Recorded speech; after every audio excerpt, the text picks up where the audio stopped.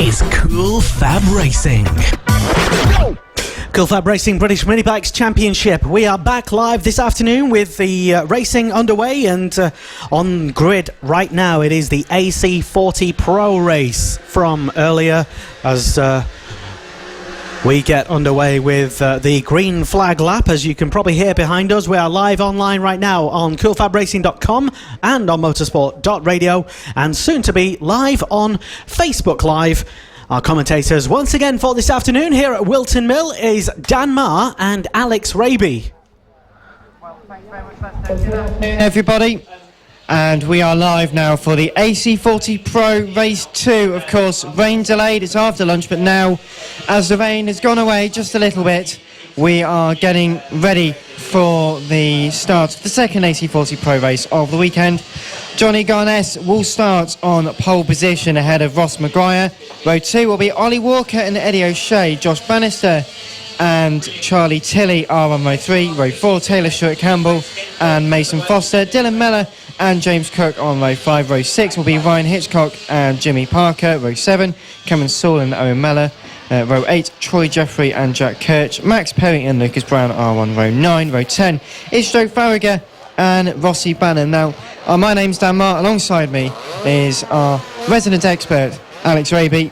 Good afternoon, Alex. How are you doing today? Enjoy the lunch break? I have. Sorry, I'm just tripping over all the cables and everything up here in our commentary position as we settle in for race number 2 in the AC40 Pros.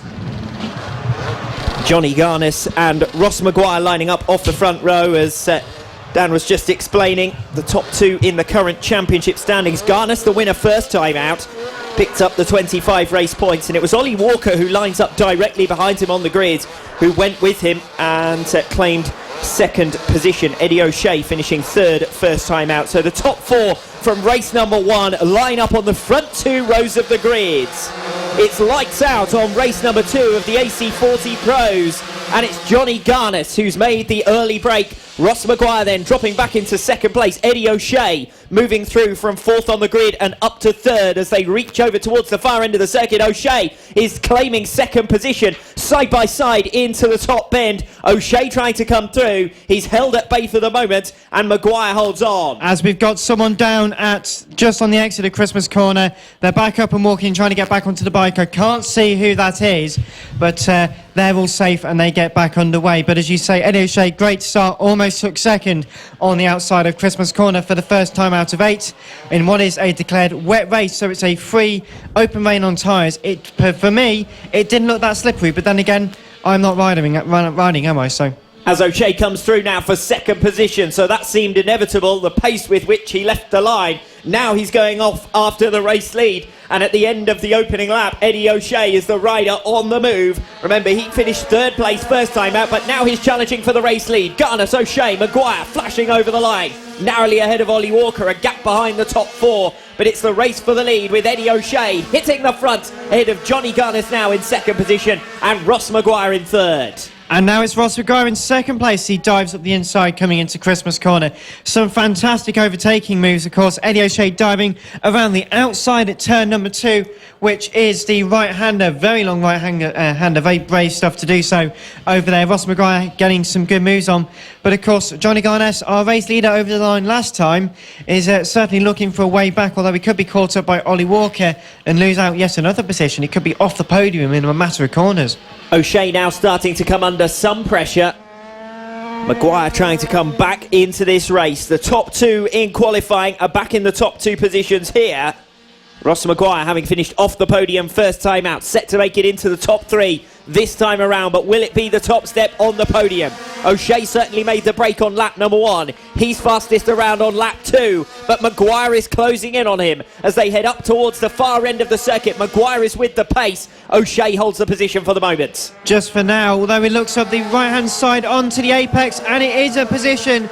There we go, Ross Maguire takes the lead, diving up the inside, sitting on the apex at Christmas Corner on the third time out of 8. Great move. Can he keep it? Well, we've had 3 different riders threaten the lead in this race number 2. A perfect start to the action after our lunch break, and it's Eddie O'Shea who had the early running, but he's been overhauled now by Ross Maguire, who comes back to take the race lead. Still Johnny Garnis in third, and Ollie Walker staying broadly with them in fourth position. Big gap then to fifth place, Dylan Mellor, and the rest of the field fairly spread out. It's interesting how it's ebbing and flowing even in the early stages of this race. We've got some great battles further back as well. I'm not quite sure who that is, but down towards turn 7 and 8, a big old gaggle of bikes as they come up towards the left-hander and the boot for the third time. If I'm not much mistaken, that's the group from 11th position down, or is it possibly slightly further? I think that's the group from 11th down. Taylor Stewart Campbell, Josh Bannister, Cameron Sewell and Alexander Merchant, all more or less together. Indeed it is. They all flash over the start-finish line now, with actually Joe Farragher on the back of that group in 15th place. There's a group of something like 7 riders all going together. Back up front, it's Ross Maguire then who leads, a tenth of a second advantage built up over the course of that lap, ahead of Eddie O'Shea in second, Johnny Garnis in third. The top three still separated by just over half a second, but it's O'Shea who is now on the march, coming charging around the outside of Maguire, who blocks him out as they come to the end of the infield section. The status quo maintained in favour of Ross Maguire for now. Eddie O'Shea, though, is definitely going to be looking for a way past on that last lap. It was a couple of tenths the difference in lap time over that. This time, it's much closer. The top 4 all got lap times within a tenth of a second, and Dylan Mellor in 5th, 2 seconds behind that group, 59.7, which is still quicker than the rest of them. So it could well be a 5-bike battle for the lead, yet before we know it. Miller's got a bit of a gap to make up if he wants to challenge for a podium place here. 2 seconds in arrears of Ollie Walker, who sits an isolated 4th. He's trying to keep with the pace of the top 3, but they've already broken clear of him. Maguire in front, O'Shea second, still Garnis in third. A bit of a gap, as I said then, to Ollie Walker in 4th position. Well noticed that they had all run in the 1 minute zeros, basically. And on that previous lap as well, all of the runners in the top 7 positions setting new personal bests, as O'Shea looks down the inside once again of Ross Maguire, but can't find a way through. It's Maguire in front, O'Shea menacing from P2. It was less than a tenth of a second between them at the end of lap number 4. It's not going to be much more than that at the end of lap number 5 either. A new fastest lap of the race again from Ollie Walker from 4th position. He's starting to close in now on Johnny Garnis, and it might not be a 5-rider battle at present, but it certainly looks like a 4-rider one. And it's certainly side by side between Eddie O'Shea and Ross Maguire as they went through Christmas Corner. It looks like Ross Maguire can just about keep the position. He certainly came under some fire through the first of the hairpins, coming through turn number 6 now, the right-handed hairpin. It is 4 for the lead. And Ollie Walker is now right with them, as you say, trying to look for a way through. It's the first time he's really been close enough to try and think about an overtaking manoeuvre. So far it's just been the pace advantage. 4 tenths of a second quicker than any of the 3 riders ahead of him on that previous lap. 1 second separates the top 4 as O'Shea looks for his favoured manoeuvre on the outside line down the straight, coming through the final sequence of turns, but he's blocked out again quite capably by Ross Maguire. It's Maguire in front, O'Shea in second, Garnis in third. Walker is still with them. He's not quite close enough for the moment, at least, to make a move, but it's another new fastest lap of the race of 59.3 from Ollie Walker, and a new personal best of a 59.4 from Johnny Garnis that's closing this pack as the race goes on. And Eddie O'Shea under pressure now for second position. He's lost it by the looks of it. Eddie O'Shea has dropped down into third position, with Johnny Garnis recovering a place. And having to go through and negotiate some of this traffic as well is really hampering this battle. It's helped the top 2 move away ever so slightly, break the toe a little bit, which will pay dividends in a couple of laps. Of course, just 2 laps to go already. This race has flown by, and Eddie O'Shea and Ross Maguire, fantastic battle from them, but it looks like Ross has just managed to pull a bit of a gap. Now that Eddie O'Shea has been overhauled by Johnny Garnis, the pair of them switching position has enabled the race leader to break just a little bit clear. It was over a tenth of a second for the first time in 3 laps last lap around, and Ross Maguire is trying to stretch his legs into the closing stages now. Garnis in second position, 3 tenths of a second in arrears, a new personal best from Ross Maguire, a 59.4 on that lap to match Garnis's pace. Eddie O'Shea in third, the slowest of the lead quartet. Ollie Walker trying to gain on him. Still the 4 riders separated by a second. Walker thinking about a move through Christmas Corner, but couldn't make the move. So now they've splintered off into 2 pairs. It's Ross Maguire versus Johnny Garnis for the lead, and Eddie O'Shea versus Ollie Walker for the final step on the podium. And it's Walker who's closing in now for that 3rd position. He can smell it. He can definitely smell the podium. He's really close as they come up towards turns 7 and 8. Both of the left-handers, he's on the back of him, can't quite make a move. Just a handful of corners left to go. Can Ollie Walker take the position? He's trying to go as quite close as he can. Almost does it side by side through the boot. Just can't quite. Can he get it out of the final corner? Through they come then, out of the final turn for the final time. After missing out on the podium first time out, Ross Maguire wins by less than a tenth of a second. A new fastest lap of the race on the final lap from Johnny Garnes. Third position goes the way of Eddie O'Shea, who does hold on from Ollie Walker. All of the top three setting new personal bests on the final lap as the track came to them quite nicely. Excellent racing from that quartet, leading the way. 3 different race leaders we had at stages during that race. It's Ross Maguire who eventually comes over the line for the checkered flag. Johnny Garnes, despite setting that new fastest lap of the race in the closing stages, falling less than a tenth of a second short to his frustration. Eddie O'Shea holding on, having sat as the race leader in the early part of the race, eventually has to hold off the attentions of Ollie Walker, who closed in well, but eventually was restricted to 4th. Dylan Mellor gets 5th ahead of Jimmy Parker, Troy Jeffrey and Josh Bannister. And leading that 4-rider battle further down the order that we talked about earlier in the race, Alexander Merchant and Taylor Stewart Campbell, who round out the top 10. Thank you very much, Alex Raby and Dan Marr, for commentating brilliantly on the AC40 Pros' second race of this weekend, and their third race will be the penultimate race of the later this afternoon at some point. So welcome. If you're joining us for the first time live online, this is Cool Fab Racing. We are live from Whilton Mill, and this is round 6 of the 2017 championship. And what a fantastic championship this really is. The rain seems to have subsided now from what was threatening to be quite a downpour, but luckily wherever it's gone we have missed it. That's fine. And up next on track, it is the Mini F1 sidecars, as you may be able to hear them just blazing out on track. And following them, the AC40 Rookies. And these 2 races, this race was due to get underway before lunch, but due to a couple of stoppages earlier, we are now running after lunch. And the next race out is the AC40 Rookies, once again for their 3rd and final race of the day. So Mini F1 sidecars, and it will be Mick Williams on pole position, with Danny Stainer in 2nd and Mick Lee in 3rd. And once again, it's Dan Marr and World Sidecar, FIM, I think it is, World Sidecar commentator, it is Alex Raby. What an introduction that was. It was slightly fumbled no pressure. over. Yes, indeed, it is the FIM Sidecar World Championship, and there are still a couple of rounds left in that series as well, so looking forward to that still in the remainder of my calendar in 2017. But now we're moving on to the Mini F1 Sidecars here at round 6 of this 2017 British Mini Bike Championship. And the riders and their passengers out on the circuit for this one. Well, we've had one outfit that has dominated the entire season, the number 26 outfit, piloted by Mick Williams, who is yet to be defeated in 2017. 400 points out of a possible 400.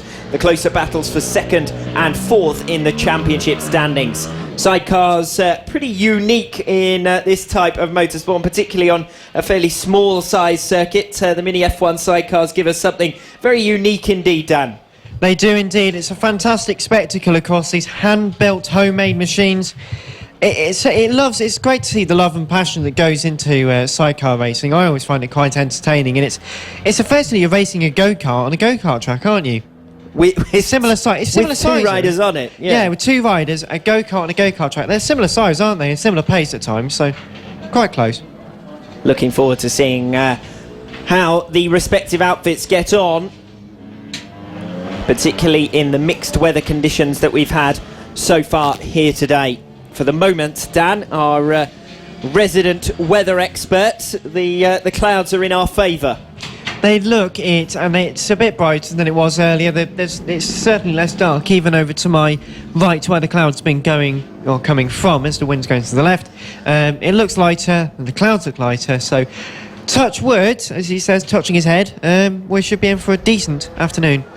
Do you do geography as well? Left is which compass point is left? I'm not sure. Left from my perspective. We don't really need to know. Just left. If I had a compass, I would use one. I don't, so I shan't. Fantastic. But as we get ready for the next race, the final second race of the day, and then we'll move on to our third batch in just a few moments' time.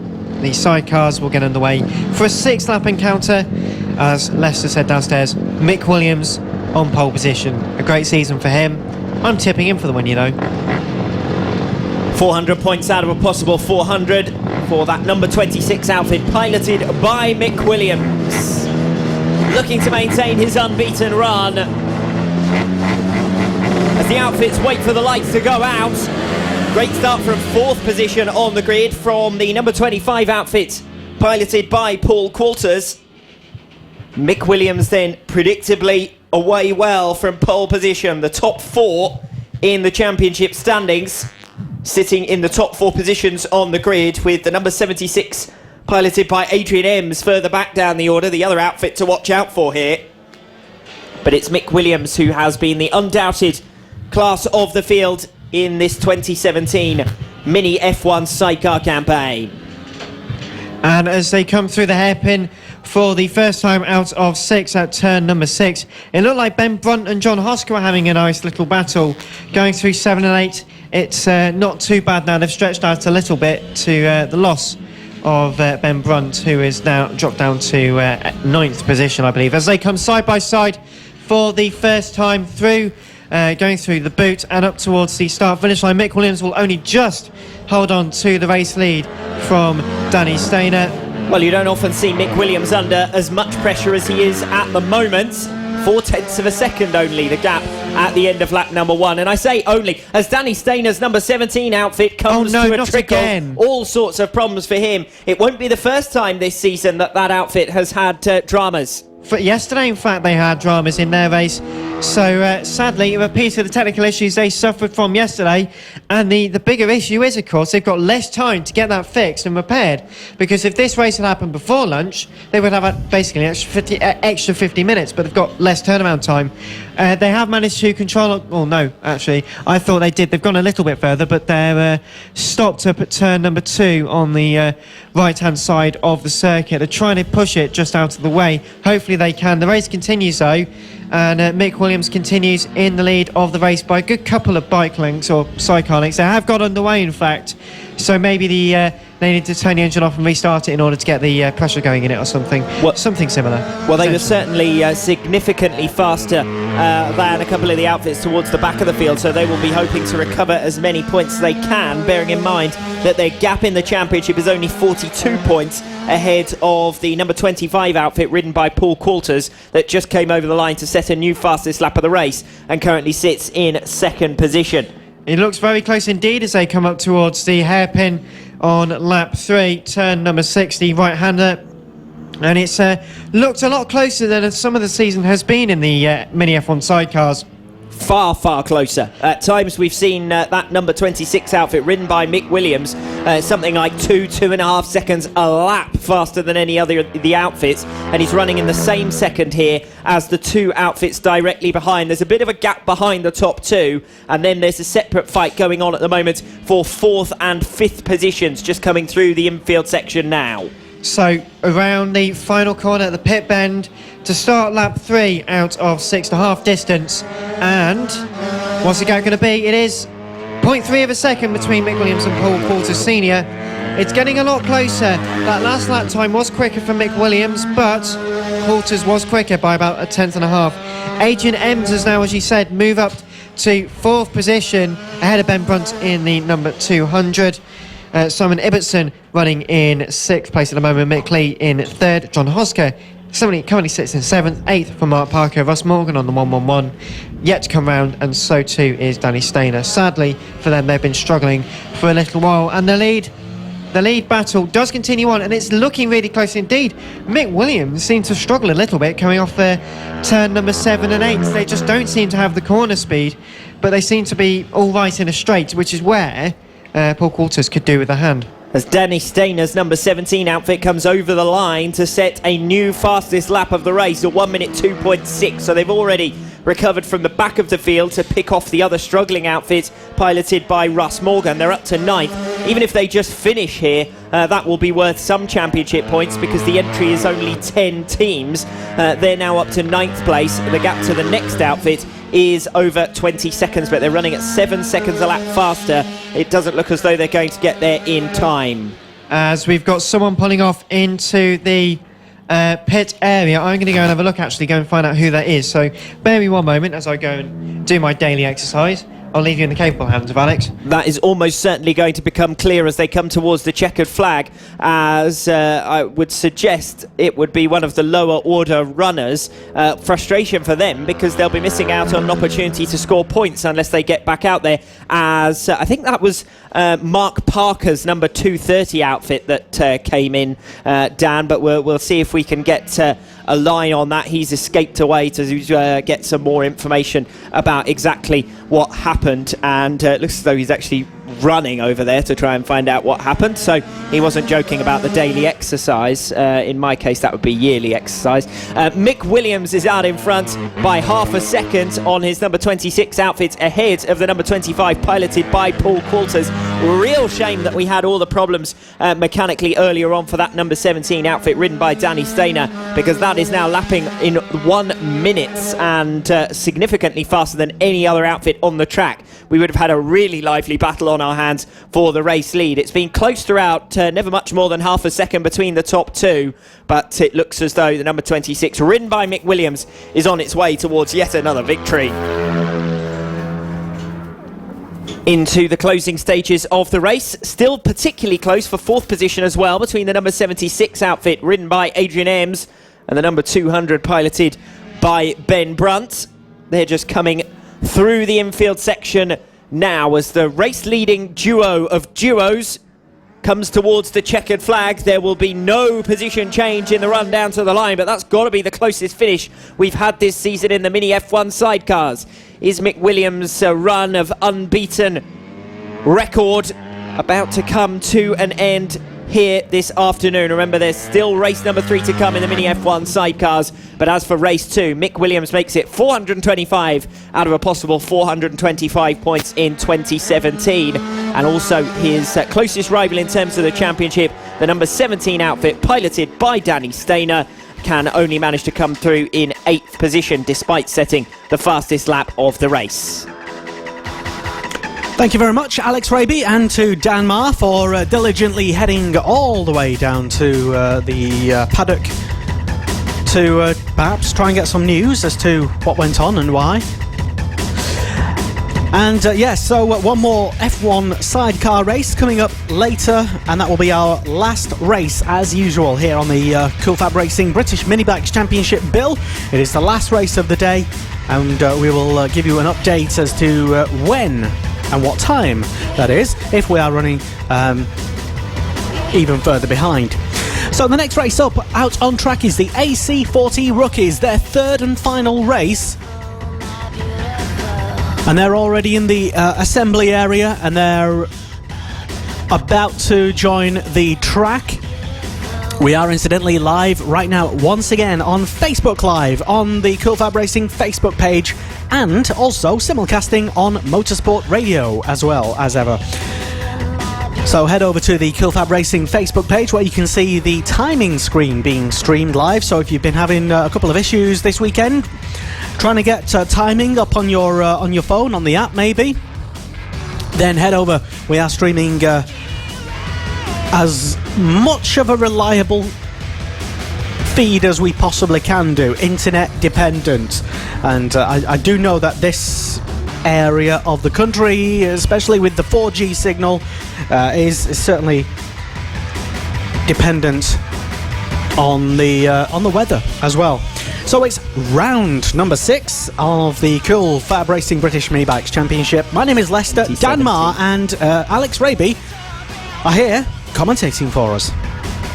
I hear or are here as we get underway with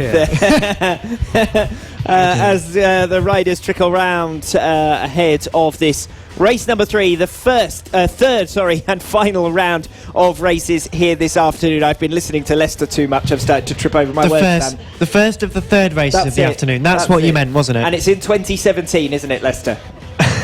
Now, Yes, let's not bash. Right, shall we move on from all the little mistakes you made? We've got some exciting racing coming up for you this afternoon, and starting out with the AC40 rookies, haven't we, Alex? Yeah, looking forward to this one, as so far Sullivan Mountsie has been unbeaten in 2 outings. We've had 3 other different riders making it onto the podium alongside him. Kyle Payne finishing in second place last time out, his first podium effort of the weekend. Harrison Crosby finishing in second place first time out, then took third last time around. So that sets the scene somewhat in the AC40 rookies. Sullivan Mountsie, unbeaten from 2 races so far, goes on pole. Harrison Crosby, 2 podium finishes alongside him. Second row of the grid, Carl Payne, runner-up last time out, 4th in the championship. Absent Slot, although I was just about to say that Luca Hopkins missed his last appearance, didn't he? But he's there now. He came up here, and that's obviously given him the spirit to return to the track. So he did say he was complaining of some problems with his leg. Well, obviously he's managed to get over that, because he is now out on the circuit and ready to have a go at trying to pick up some points, having scored 16 points first time out in race number 1. I was just about to say, he must have came up. When he came up, he must have said, naff that, I'm not doing that again, and decided, actually, I'd rather go out there and race. But he's mentioned earlier about the changeable conditions and how it could all adapt. And he was saying he was looking forward to it. It should make it a bit spicy, which I think it will for these youngsters, won't it? The top 4 on the grid for this one have all had at least 1 podium appearance each so far here this weekend. Going to be tough for any of the riders further back down the order to keep up with them. Third place man in the championship, Jamie Woodcock, starts 9th. He's the most likely to join their battle. Good 4th position finish last time out. Looking to recover once again from row 5 on the grid. The riders he's got to get past: Alfie Davidson, who finished directly behind him last time out. He starts from P5. Third row of the grid completed by James Rose. Rows 4, Ronald Harris and Ben Jolliffe. And then rounding out the top 10 at the start line, Jamie Woodcock and Ruben Bray. And interestingly enough, we're missing the pole position man. He's just at the end of the pit lane here, by the looks of it, just waiting to join the grid, so not sure what the situation is there. Question: if you can see that far, is he on slicks or is he on wets? Impossible to tell, because there's a wooden board in front of him. I can't see. Well, I'll tell you what, let's both keep an eye on the same window and let's have a look, because there's also someone else alongside him. He did edge. He's on wets. They're both on wets. 95 also at the end of the pit lane, waiting to come out. So 2 riders waiting to join the circuit for the green flag lap, and they'll get underway in just a moment's time as the marshals are happy. I'm not sure whether this will be a quick start. I think it will be, but... Well, you already called that it would be interesting to watch how the riders adapt to the changeable weather conditions from the heat yesterday, from the rain we had at stages as during we're getting a race start. Second block of races, and now in the third block of races as we get underway. And the pole sitter being held in the pit lane until the rest of the pack is gone. And it was a great start. Now getting underway. Luke Hopkins got a great start initially, almost got it into the lead around the outside of turn 1, makes it into second place. Harrison Crosby, decent start, lazy by the time he got to turn 1, but he's converted that into the race lead as they come up towards Christmas Corner for the first time through the complex and up towards turn 6. The right-hander, Harrison Crosby, has taken the lead by a good margin of 6 or 7 bike lengths, but for the rest of the pack it's all rather tight, with Luca Hopkins in second place. Sullivan Mountsie, incidentally, from the back of the grid, of course, having started from the pit lane, has already made up 3 positions. The race is going on for second place. Harrison Crosby has broken well clear. We've got a real fight on between Carl Payne and Luca Hopkins over second and third positions. Jamie Woodcock also coming through. It's a pack of riders. That's an incredible group of riders. 4 all going together, and then another 5 or 6 not too far behind. So as they come over the line for the first time, we know it's going to be Harrison Crosby in the lead of this race. Luca Hopkins, of course, second place. Alfie Davidson makes it up to third. James Rose Jr. up to fourth. Carl Payne down to fifth. Harrison Desoy sixth. Jamie Woodcock seventh. Eighth for Ethan Sparks. Ninth for Ronan Harris. And Orlando Phillips is in 10th place as we're on lap 2 out of 8. Close for fourth and fifth positions at the far end of the circuit, but at the moment the focus is on the battle for second and third. Luca Hopkins coming under all sorts of pressure from Alfie Davidson. They're tiptoeing around one another. Nobody bold enough to go for an inside lunge as they come into the infield section once again. These riders all in a large peloton with one another. That's enabling Harrison Crosby to pull clear 2 seconds faster than anyone else on lap number 1. And we've also got to keep an eye out for Sullivan Mounsey, the winner of the first 2 races, who is at the back of that group now. He's got a real train of riders to make his way past, but he is closing up on them. And come the end of this lap, we'll see what type of pace he's able to do, having started from the pit lane. 1 minute 4.130 for Harrison Crosby, still quicker than anyone else by a good second and a bit. But I say that, Sullivan Mounsey, 1 minute 3.724. He's in 11th place at the moment, but he's going almost 2.5, 3 seconds quicker than some of the guys around him. So he could well carve his way through, even by the end of this lap. He's got 2 seconds to make up on the back of the train, but he's already started to eat into that. To get to the race lead seems a little bit of a stretch of the imagination. Harrison Crosby has got a 4.5 second lead, but Mounsey is now on the tail of this group. It's a 10-rider group, and one of them has already been dispatched. Sullivan Mounsey down the inside of Ronald Harris, and moves up into the top 10, and now he comes diving past Orlando Phillips to come through into 9th position. It's only a matter of time now before Sullivan Mounsey surely makes it to the front of this group, particularly as they're fighting in amongst themselves at the moment behind Luca Hopkins and Alfie Davidson. It's all going on between Payne, Rose and Desoy.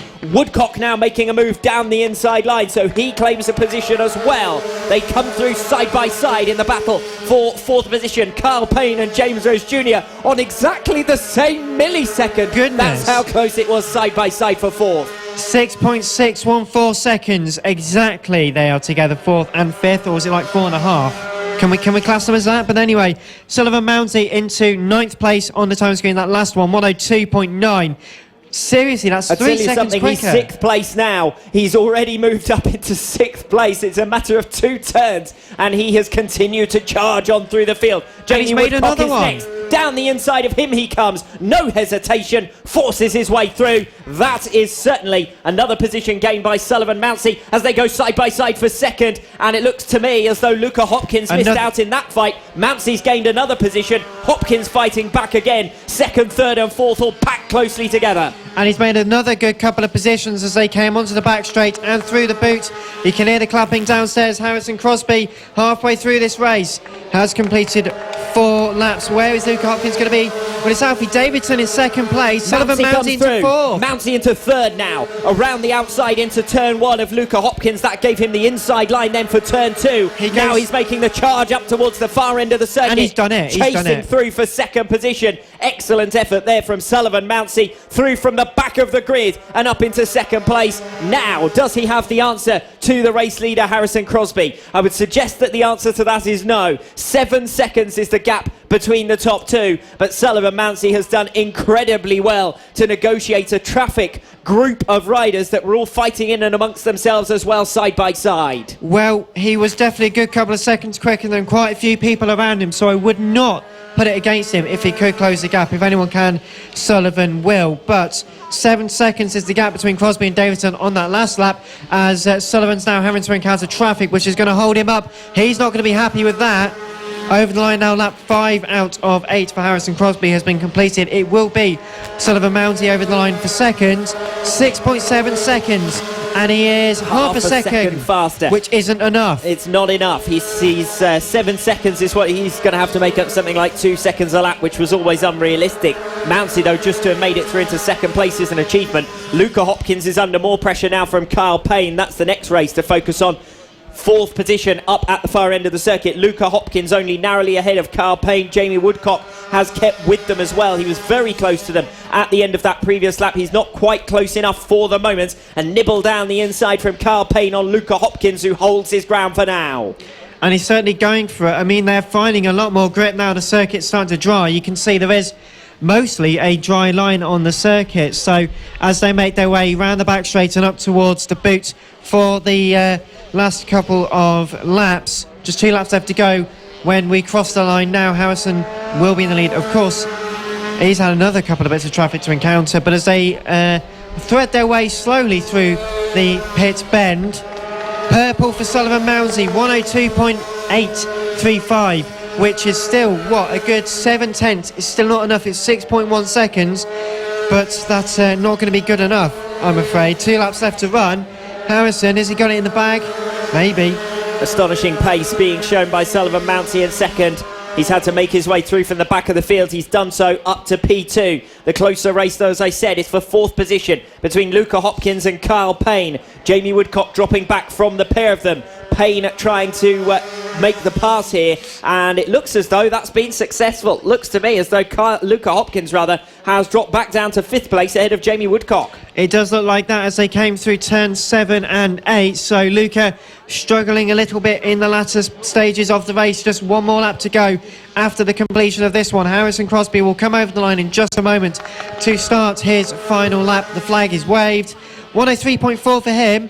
What can Sullivan Mounsey do? Hopkins coming back at Payne now, with Davidson dropping back into this battle as well. 3rd, 4th and 5th positions close together. Payne has made it through into 4th, challenges down the inside for 3rd. He tried to go around the outside of turn 1, he couldn't quite get there. Davidson holding on for now. Payne has already moved past Hopkins. Hopkins has been dropped. Here comes Payne down the inside of Alfie Davidson to take 3rd position. This is for the final step on the podium, and Payne makes the move successfully. Well, this is it. This is that. They definitely want to take that position away as quickly as they can.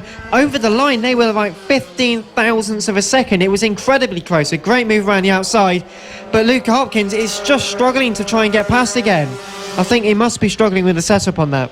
Settling down now in terms of the race for the podium positions. Harrison Crosby just under 6 seconds clear of Sullivan Mounsey. No likely change as they come out of the final complex and down towards the checkered flag. Race victory for Harrison Crosby. Sullivan Mounsey will eventually come through for second. Outstanding ride from the pit lane, from the back of the grid effectively, and through to second place. Full credit to Carl Payne as well for 2 late overtaking manoeuvres to take a podium place with a new personal best on the final lap. Luca Hopkins will have to be content with 4th. Jamie Woodcock over the line in 5th position. The unlucky Orlando Phillips this time getting a race finish in P6. Harrison Desoy, Ethan Sparks, Ronald Harris and Matthew Risbrook completing the top 10. Well, what an epic race that was. Well done to Harrison Crosby. Fantastic victory, 5 seconds ahead of Sullivan Mounsey, as Alex was saying. This is live coverage from Whilton Mill of round number 6 in the 2017 FAB-Racing British Minibikes Championship. Thank you very much to everybody who's shared the live streams that we have all over the internet, on YouTube, on Periscope, Twitter, and Facebook as well. Thank you, and a big hello to Dean Scott. Says, come on Keith, regarding previous race. I think it might have been the sidecars maybe earlier on. Kevin Gritton says, gutted I'm not racing this weekend. Well, you've got to be in it to win it, Kevin, and it'd be great to see you on track, I suppose. And Gemma Lenton says, good luck Josh Bannister as well, a little earlier on. And if you care to join us on the live stream, or let people know who might be at home listening, friends or family, and tell them to find the FAB-Racing Facebook page, and our live stream will pop up on there. It's a wonderful visual radio service, I suppose. You get all the descriptive powers of Alex Raby and Danmar, with the added benefit of seeing the timing screen as well, which is no bad thing. Yes, quick weather update with our meteorologist, amateur meteorologist / Michael Fish impersonator, Danmar. What's the bariatric weather pressure like at the moment then, Dan? I don't know, because I don't have any of those measures. Just it's windy, but it's cool, and it's not really looking like it's going to rain anymore, thankfully. So. And I just want to say a big hello to the chefs here as well, who've done a marvellous job, a wonderful, fantastic job at keeping us fed, really. Incidentally, there's a notice, a paddock notice, so attention paddock. The cafe here at Whilton Mill will be closing in 25 minutes, so at 3 o'clock. The cafe here will be closing, so last call for you to go and get your cup of tea, cup of coffee and some such from the cafe, which will close at 3 o'clock. Vital service announcement there, Dan. You're welcome. So, Mini GP50s out on track next. They're just in the assembly area, heading out very shortly. Seconds they'll be coming out, and there'll be another few laps. We are incidentally still running around half an hour behind the original schedule, which was published a few days ago. Well, in fact, I've also been keeping a quick tab on the schedule timings as well. So, yeah, obviously, this Mini GP50 race was due to start at 2:05, so we are roughly 31 minutes and 4 seconds behind That's schedule. a lot more precise than what you offered there, Lester. Yes, there I was with a higgledy-piggledy explanation of half an hour. Well, importance of detail, my friend, importance of detail. Anyway, let's move on. It's Mini GP50s, the final race of the weekend for them. What was it you said about niggling over the things people had said as we come out onto the circuit for race 3 in the Mini GP50 category? Well, we've had two different winners in the Mini GP50 so far this weekend. First time out, it was Bailey Stewart Campbell that ended the run of Casey O'Gorman, who suffered a first defeat of the 2017 campaign in the 50s class. O'Gorman finishing in 5th place, first time out, recovered to race victory in race number 2 ahead of Emmanuel Brinton. And those are the front two on the grid who complete the front row, with Emmanuel Brinton having DNF first time out but bounced back well to a good 2nd place in race number 2. Just couldn't find a way through, though. The two were closely packed right until they met back markers, remember, in the latter stages of the race. Next up on the 2nd row of the grid, Evan Belford, good runner-up position in race number 1, suffered a little bit last time out with 4th. Bailey Stewart Campbell alongside him. Those two involved in a close battle against one another for 3rd in the series standings overall, and both gaining on Corey Stainer as well, who sits up in 2nd in the championship. Stainer starting in P6 alongside Thomas Gomes, who's been consistent so far this weekend but unable to trouble the top 5 runners last time out. Watch out as well for Holly Harris, who hasn't been making good starts but has been able to make a couple of good overtaking manoeuvres we've seen in the opening 2 races of the day. Holly starts in 8th alongside Finn Smart, with Dylan Mellor and James Cook on row number 5, rounding out the top 10 starters on the grid for race number 3 in the Mini GP50s. Can I just add, these sound fantastic. I don't know about you, I love the sound of these. Well, we get to listen to the roar as they head down towards the first turn then. The riders watching the lights. Brinton needs to make a better start this time around, but hasn't done so. Again, it's O'Gorman who's fastest away. And again, Thomas Gomes made a poor start. Did you see that again? He just really struggles on the apex up towards turn number 1. He's going to recover some positions, but as they come up towards Christmas corner for the first time, it is Casey O'Gorman who takes the lead. Couple of bike lengths. His speciality must be starts and defending. Emmanuel Brinton, who was able to keep pace with the race leader first time out. This time around, it's Casey O'Gorman looking over his shoulder, and Brinton dropping away in 2nd place. Closer battle for 3rd.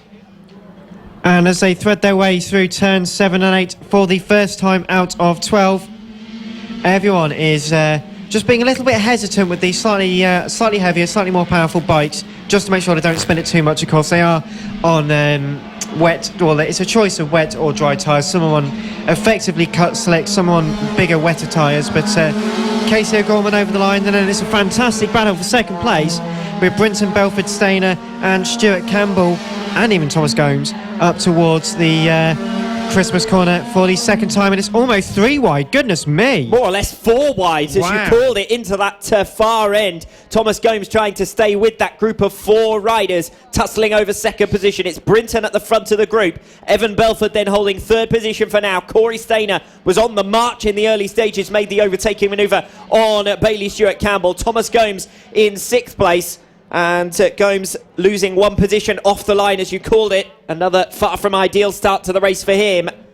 And Gomes now with the challenging task of keeping with the pack ahead whilst also holding back Holly Harris. Harris has made up 1 position already. Stands up down the inside to try and get the better of Thomas Gomes, but the position is held for the moment at least. Finn Smart also in the mix, so it's Gomes, Smart and Harris tussling over 6th. But we've got a bigger battle now over 3rd position. Stainer getting alongside Belford as they cross the start-finish line, but unable to get around the outside of turn number 1. Holding station then in 4th position. Brinton, Belford, Stainer and Bailey Stewart Campbell all separated by just over half a second. Which sounds like quite a lot, but when you're watching trackside, it is absolutely nothing. They were going side by side, nearly 4 abreast just a lap ago.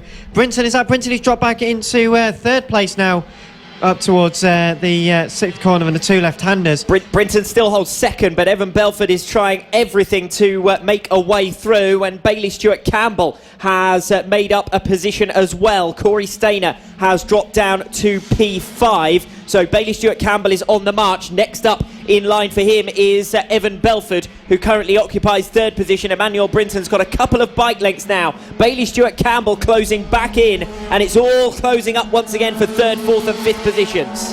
And a fastest lap for Brinton there as well, with a 56.9, which is 3/10 quicker than the guys around him. Just enough to try and hopefully push him a little bit out of the clear air. As a side by side between Stewart Campbell and Belford, around the outside into the right-hander coming into turn 3, Christmas corner. What a move from Bailey. He just tried the outside line. So much more grip there in these changeable conditions. Snaking slightly as he comes onto the infield. You can see he's pushing, but it's Brinton who's next in line, the fastest of this quintet on the previous lap number 3, with that 56.9, the new fastest lap of the race. Faster even than Casey O'Gorman, the race leader, but O'Gorman's built up a 2-second lead. It's being eaten into now from this pack of 6 or 7 riders directly behind on the circuit, all the way down to 8th position. They're on a relatively similar pace and all separated by less than 4 seconds as they come over the line to complete lap number 4. It's O'Gorman in front, but it's less than a second now between the top 2, with Bailey Stewart Campbell sitting in 3rd position, setting a new fastest lap of the race, just half a second in arrears of Emmanuel Brinton, who sits in 2nd after making that overtaking manoeuvre on Evan Belford. Belford is dropping back into the clutches of Corey Stainer, Thomas Gomes and Holly Harris.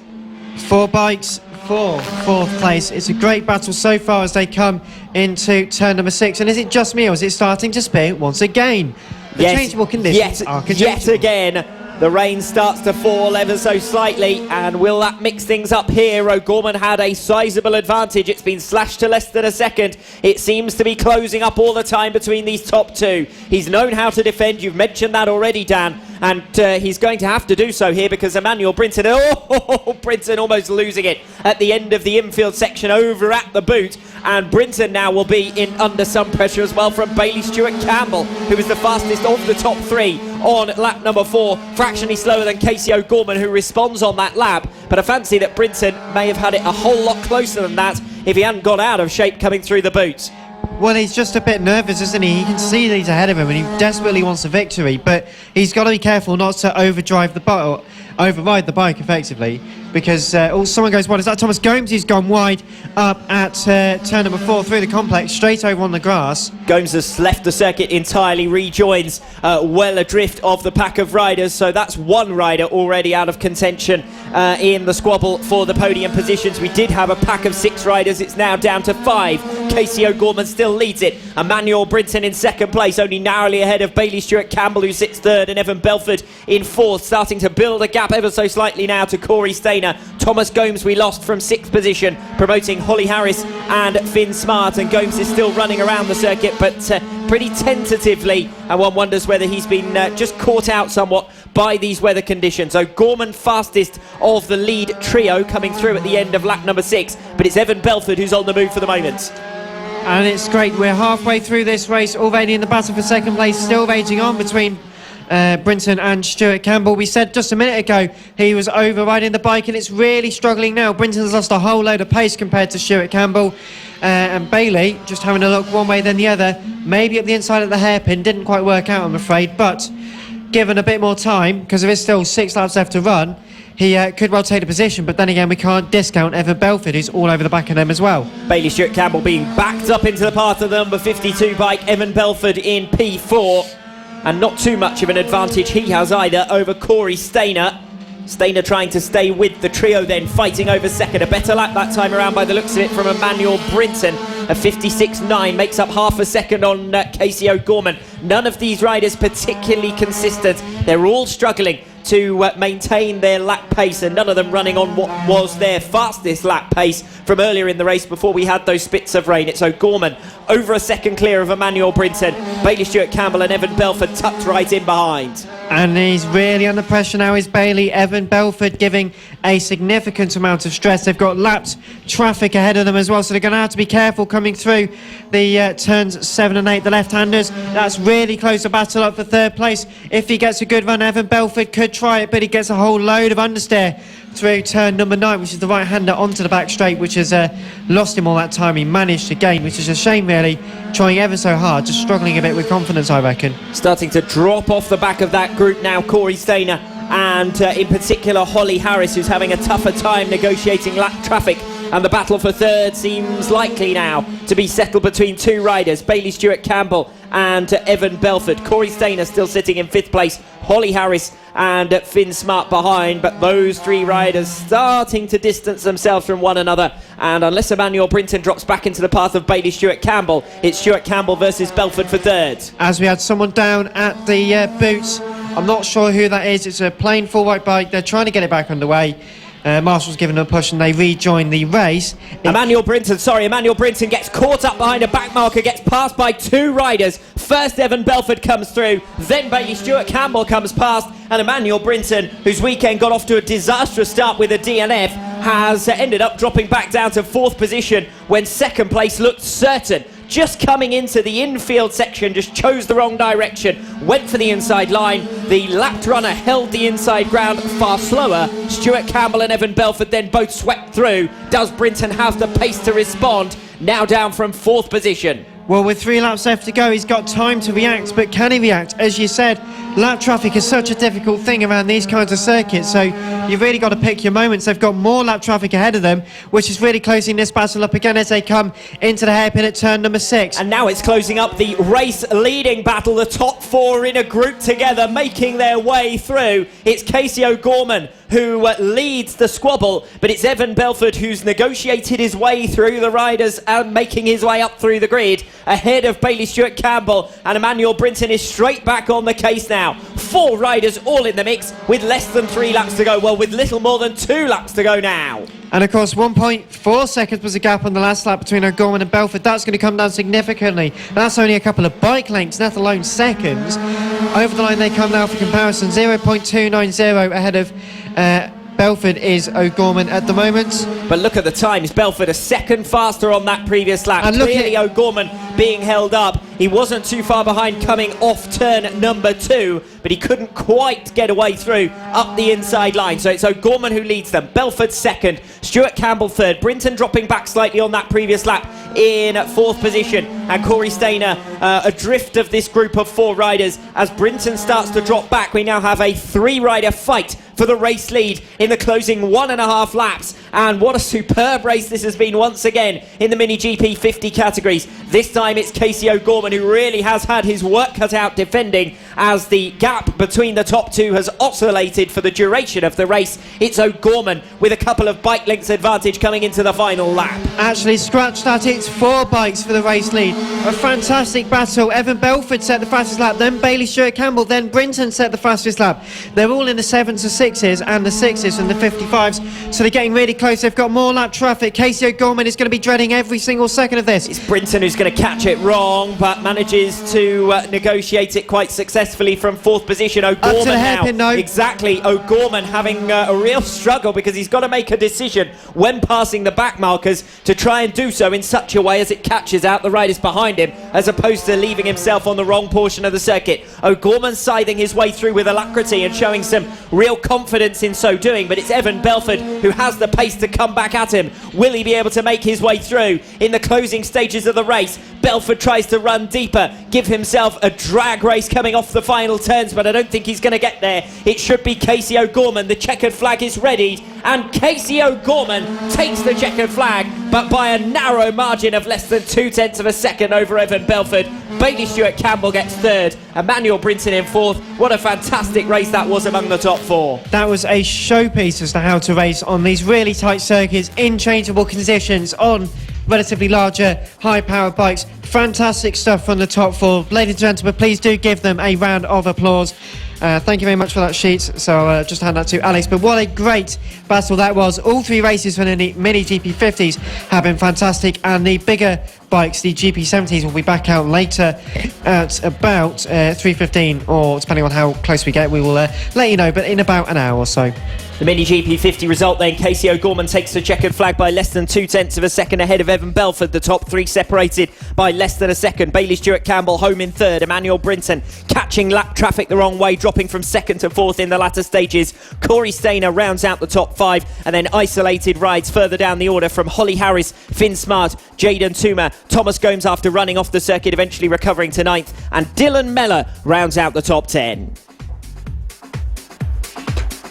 Thank you very much, guys. Alex Raby and Dan Marr commentating on another wonderful Mini GP50 race. And well done, congratulations to Casey O'Gorman, who had much support online from Nana Shirley Bird, who's tuned in live on our Facebook live stream. Hello there, Shirley, and to everybody else as well. Kim Valente, who's obviously cheering on Alessandro this afternoon.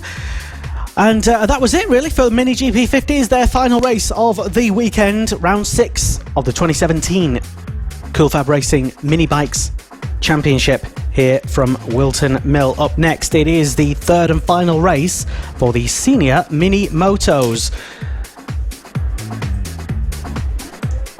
We're now the official partner series to the BSB. This is Cool Fab Racing.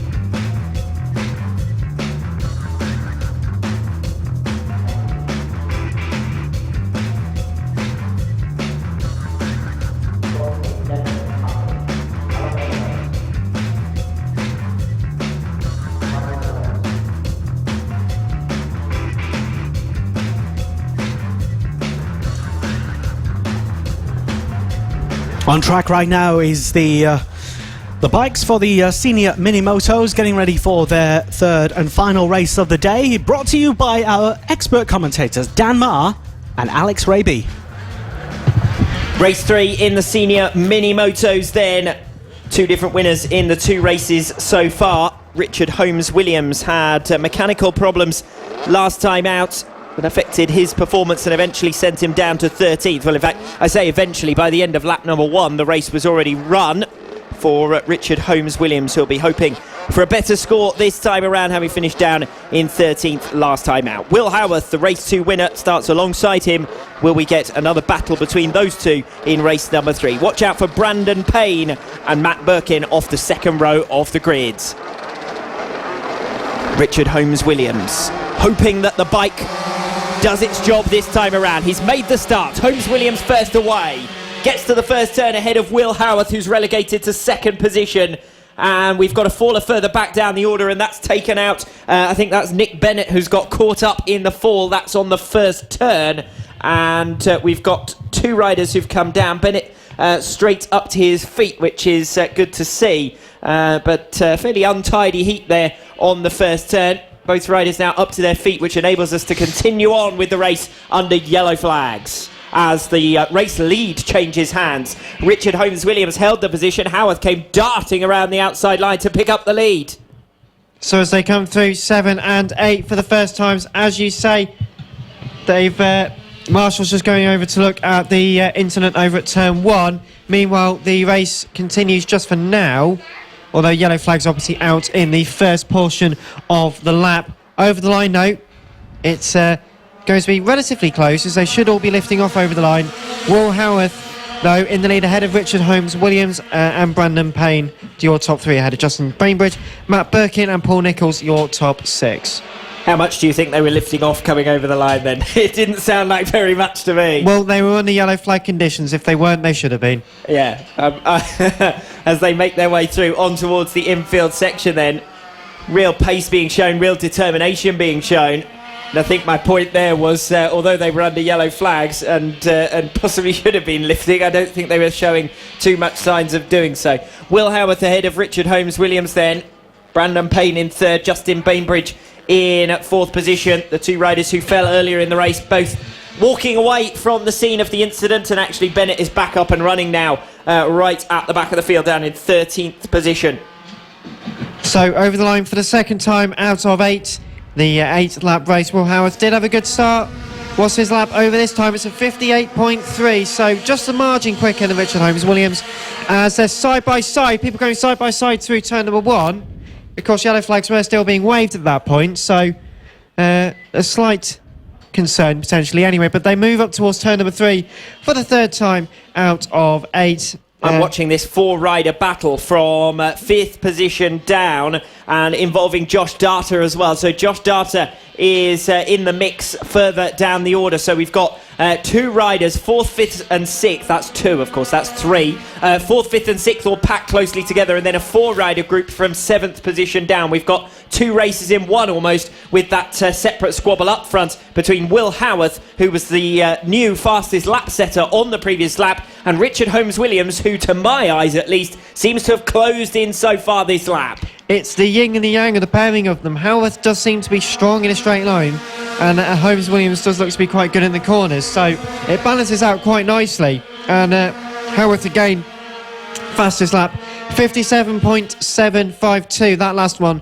as opposed to a 57.9 for Richard Holmes-Williams, nearly 4 tenths now the gap. Ryan Grant dropping 2 places back on lap number 3 from 7th to 9th. Mark Payne, the main beneficiary, from 9th to 7th. So I'd spoken about that group from 7th position down, and plenty of swapping and changing on the previous lap. And it's very, very close indeed for 4th position. Justin Bainbridge only narrowly ahead of Paul Nicholls and Matt Birkin, and leading that separate race further down the order. Mark Payne starting to open a gap now over Josh Darter. Ryan Grant coming under pressure though from William Birkin as they come onto the infield section. William Birkin closing in here on Ryan Grant, who's already lost a handful of places on the last couple of laps and is now under the pressure of losing another. Well, certainly as they come through the final couple of corners on that lap, half distance already, would you believe? But certainly Richard Holmes-Williams closes in for 0.3 of a second, and as you said, Justin Bainbridge again struggling a little bit. Paul Nicholls and Matt Birkin getting past for 4th and 5th. Justin down to 6th. And 4th place really is closing up now. I wasn't exaggerating before. Paul Nicholls under some pressure from Matt Birkin. Justin Bainbridge is going with them, the 3 of them at the far end of the circuit. But the battle for the race lead as well between Will Howarth and Richard Holmes-Williams closing up as they go through the infield section. Looking to the outside line there briefly, Richard Holmes-Williams, but it's Will Howarth holding on for now, less than a bike length. Holmes-Williams gets a great run coming off the infield section, but Will Howarth holds the inside line well. Can he get a good run out of the boot though and up towards the pit road? I think he can. Can I? Oh, maybe I'm being given the indication he got the slingshot, but then he couldn't get quite alongside, and Howarth held on. Still though, Holmes-Williams quicker, 57.077. They were tenths off each other on that last lap. It wasn't much at all, but as they go up the hill, up towards Christmas Corner, late move up the inside for Richard Holmes-Williams, almost steals it to the apex, barely giving each other an inch as they head up towards turn 60, right-handed hairpin on lap 6 out of 8. Had to back out of it, and if he'd got that a centimetre deeper into the turn, he would have clipped the back wheel of Will Howarth, and it would have been another disastrous result for Richard Holmes-Williams. Instead, he manages to save himself from going up the tail of the rider in front of him and lives to fight another day in this race-leading battle. It's Will Howarth versus Richard Holmes-Williams, each with one race victory so far this weekend. This is Holmes-Williams reaching up wider into the boot and then trying to get up the inside of Howarth down into the final right-hander, but he can't quite do so once again. That said, he has got a beautiful run down towards turn 1. This is the closest he's been so far. A new fastest lap of the race of 56.5, less than a tenth of a second between the top two. So just a couple of laps left in the race. They go side by side. Richard Holmes-Williams, he does steal it on the apex at Christmas Corner with 2 laps left to go. He steals the position, stealing it away from Will Howarth. Howarth now has got the speed, he's got the run, but he can't quite get alongside, and that indeed was a very well worked move from Richard Holmes-Williams. Well planned, well executed. You can't ask for more, really, can you? Good move from Richard Holmes-Williams then to hit the front ahead of Will Howarth. Brandon Payne an isolated third. Matt Birkin is still under some pressure from Paul Nicholls, but those 3 riders from 4th to 6th have gradually spread out as further down the order Josh Data dropped to 9th position on that previous lap, with Ryan Grant starting to make back up some of that lost ground.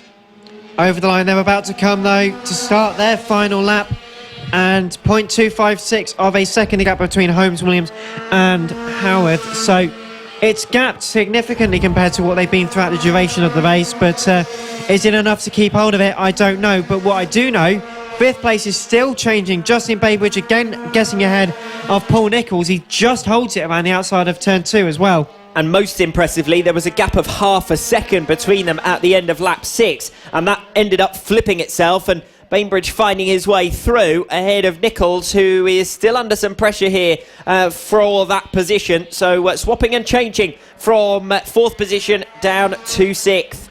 But with the last lap here, Richard Holmes-Williams is about to take the race victory, as 5th place is still yet to be decided. That's still battling away between Bainbridge and Nicholls. Out of the boot then, the 2 race leaders. Howarth unable to maintain the pace of Richard Holmes-Williams, and once the 126 bike hit the front, there was no matching him. Richard Holmes-Williams recovers from a mechanical defect last time out to take a second checkered flag of 3 races. Will Howarth over the line in second, just 0.4 of a second behind. Brandon Payne slower on that final lap, but he was on his own really in 3rd position. Frighteningly close over the line for 4th there. Matt Birkin just about getting the better of Justin Bainbridge, who recovered well in the latter stages of the race, passing Paul Nicholls and then challenging Matt Birkin. Eventually claims 5th, with Nicholls behind in 6th, and Mark Payne recovering a place against Josh Data for 7th. William Birkin then over the line in 8th, and Data dropping dramatically backwards in the closing stages in race number 3 of the senior mini motos. The original and best British championships for mini bikes. This is Cool Fab Racing.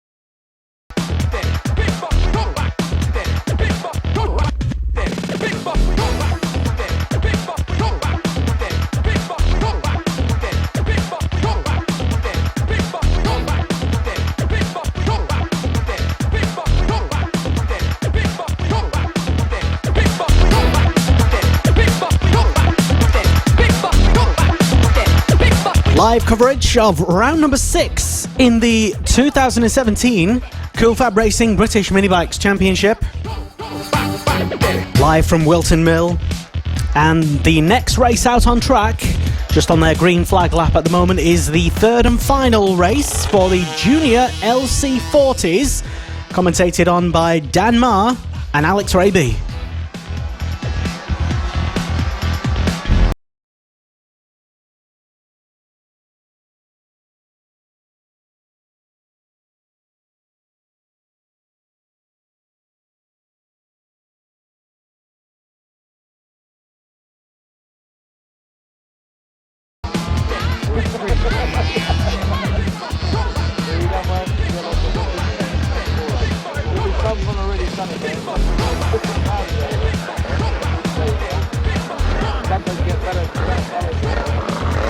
I'm looking forward to the third and final one.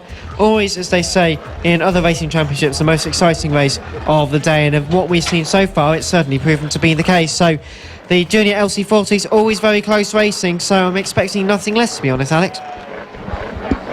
We've seen a similar pattern in the 2 races so far. Will that continue into race number 3?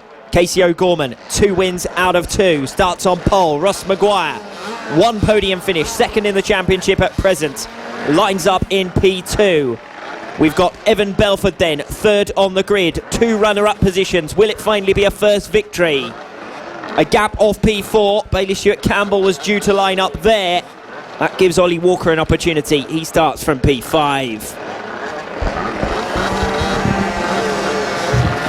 Riders watching for the lights then, and loads of movement before we got underway, and a full start. The riders called back into position. Several of the riders just a little bit too enthusiastic there by the looks of things. So we're just waiting for the riders to get underway with this one. Full start initially. Some of the riders were requesting then to have another warm-up lap after that hesitation off the line. That's been denied. We are going straight under race conditions. That's the plan, at least. Got 1 rider starting from the end of the pit lane here. Can't actually see which rider that is. In fact, it looks like 2 riders starting from the end of the pit lane.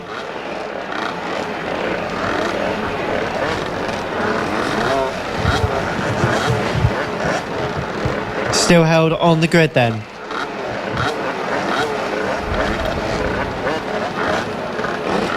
So we've got a slight delay at the moment, but we are waiting anxiously for the third race of the Junior LC40 race of the weekend. Something actually I've just seen that I think, Alex, you might be interested in as well. We've got the oval points for the AC40 rookies earlier on. Sullivan Mounsey took 70 points instead of 75. So I'll just pass Alex a sheet. Sullivan Mounsey, a decent amount of points. Harrison Crosby taking 61 this weekend. The really interesting thing about that is that Sullivan Mounsey was down in 7th in the championship, having missed earlier rounds through injury, and picking up such a big haul of points may well bring him back into contention for a championship podium place. That's one the more lap. LC40 rookies. This is the Junior LC40s. They've been sent round for that initial lap to get us then underway with the action. At least it's building up tension. In that fight that we're expecting for the top 3 places. Casey O'Gorman having won each of the 2 races so far. Evan Belford second on each occasion, as they weave their way through the infield section.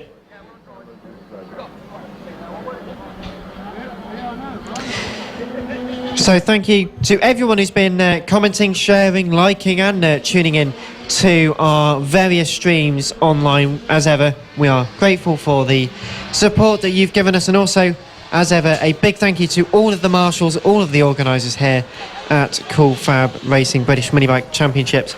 It's great for all the support, the marshals, all the timekeepers, all the organisations Roger and his team have put together to help run the meetings as smoothly as they can, even if sometimes, such as today, they can go a bit awry. But we're about to get going then for the third race of the Junior LC40s, and just those final checks on the grid before we get underway. And now, thankfully, we've got a full complement of riders in their starting positions. The hold-up previously, of course, as I'd explained, we were missing Bailey Stewart-Campbell at the start line, and to get Bailey back into position, they made the decision to do that warm-up lap, which wasn't planned. We're trying to shuffle through the racing now in an attempt to catch up the lost ground from earlier on here today. But we are now ready to get underway with race number 3 in the Junior LC40 category. Great start from third on the grid from Evan Belford. Belford from third to first down into the first turn, and it's Evan Belford who gets the sharpest getaway. Casey O'Gorman left in second position, and well, what a sensational getaway that was, as 3 riders dice over fourth position behind the front 3 that are trying to break away. Well, the top 2 have certainly broken away. Then it's a bit no man's land for third, and then fourth backwards. It's pretty much everyone for each their own. It's very close indeed so far. Coming through turns 7 and 8, the 2 left-handers for the first time. As you say, what a start from Evan Belford.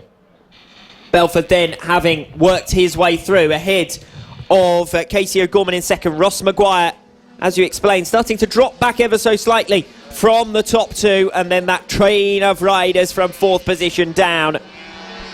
But what a sensation that was from third on the grid. And at the end of lap number 1, it's Evan Belford who leads the way. 0.3 of a second up on Casey O'Gorman in second. A second behind the leader, Ross Maguire, in 1 lap. Emmanuel Brinton dropping back from the top 3. 2.8 seconds down on the leader. 2 seconds down on the rider closest ahead. And I'm just watching Brinton being overhauled by Ollie Walker. So that's Ollie Walker coming through to claim position. Brinton tries to come back down in towards the start of the infield section. Brinton fighting to recover but can't find it, and I think that's Ollie Walker then through for fourth position. Great move for Ollie Walker, although Brinton could lose yet another position. Not quite from is that Declan Connell, who's behind him coming through turn number 7, turn 8. He's dropped back certainly, so trying to go for an early move can sometimes not pay you as much success. Obviously he's lost a good bit of time. And Brinton knew he was there, of course, which enabled him then to cover the move. We've got a position change further back down the order as well. I think that could be for 9th position. We'll see it as they flash past our home straight commentary position once again. Belford with a new fastest lap of the race of 56.3, fractionally faster than Casey O'Gorman, and the leading gap is maintained. It is indeed further down the order that the position swapped around. It was Taylor Lawrence and Josh Bannister both making their way past Mason Foster, who's dropped down into 12th position. But in terms of the race up front, the gap static between the top 2, and the closer fight now is over 5th position after Brinton was dropped by Walker last lap around. Declan Connell is trying to close in. So through the double left-handers now at 7 and 8. Once again, our 2 leaders go. Casey O'Gorman has really got the bit between his teeth. Evan Belford is just ahead of him as they come through to the left-hander at the boot. Meanwhile, further back down is that again the battle for 9th place. 3 or 4 riders going side by side through turns 7 and 8, really holding on very nicely there. Well, they're swapping and changing with such regularity on the fringes of the top 10 that it's tough to keep up. Fastest lap of the race there for Casey O'Gorman for the first time, showing some signs of closing in on Evan Belford. Ross Maguire in 3rd, Ollie Walker in 4th, still Brinton in 5th, Declan Connell less than 1/10 of a second behind as they come up to the far end of the circuit. Declan Connell comes powering through off the bottom bend here, and up at the top of the hill, makes his way through quite safely and quite swiftly into 5th position. Great move there. Absolutely great move, and we've got a similar challenge going on for the lead of the race right now. It is still just Evan Belford in the lead of the race through turn number 8. Casey O'Gorman fastest lap on that last lap. He's closer than he was the lap before. Really got the bit between his teeth. Great run. Can he go up the inside? Coming into the left-hander by the boot. Not quite. He's going to pay a little bit of patience. 4 laps left to go. So as they come over the lap line this time, it will be half distance. Still plenty of time, but Evan Belford has got to hold on because it's just not long to go now. Just over 1/10 of a second. O'Gorman weighing up his options, ran wider into the boot to see if he could get the cut back up the inside. He couldn't. Nobody's really been able to make that move work in the racing here today. It's been at the far end of the circuit, actually, where most of the moves have happened, down into Christmas Corner or into the sequence there. But at the moment, at least, it's Evan Belford holding station. Declan Connell having made his way through to 5th position on that lap number 4 last time around, and the separate race still going on for 8th place. Ryan Hitchcock holding it at the moment, ahead of Josh Bannister and Taylor Lawrence. Still challenging for the race lead then, Casey O'Gorman. Evan Belford holds the advantage for the moment. O'Gorman coming back at him. Just a couple of bike lengths between them at the end of lap number 5. New personal best lap from Evan Belford. He's got to kick on here. O'Gorman has closed in on him. Not close enough at the far end of the circuit to make the pass for the lead. Isolated 3rd position, Ross Maguire. Ollie Walker likewise in 4th. Bailey Stewart-Campbell on that previous lap getting the better of Emmanuel Brinton. So while we were focusing on the leader, Bailey Stewart-Campbell taking an extra position, and the rider who sits 3rd in the championship not having a good race in this one, race number 3, having finished on the podium first time out. Second race not going quite to plan either. Belford holding on. O'Gorman still in 2nd as they come towards the final lap. Again, O'Gorman sweeps wider into the boot. This time he tries to go all the way around the outside, then carves back to the inside for the final turn. It's going to give him the drag race down the home straight. He's the faster of the two coming into the final lap. Faster on lap number 6 as well. Casey O'Gorman behind Evan Belford, the race leader. It's 1-on-1 now for the race victory in race number 3 in the Junior LC40s.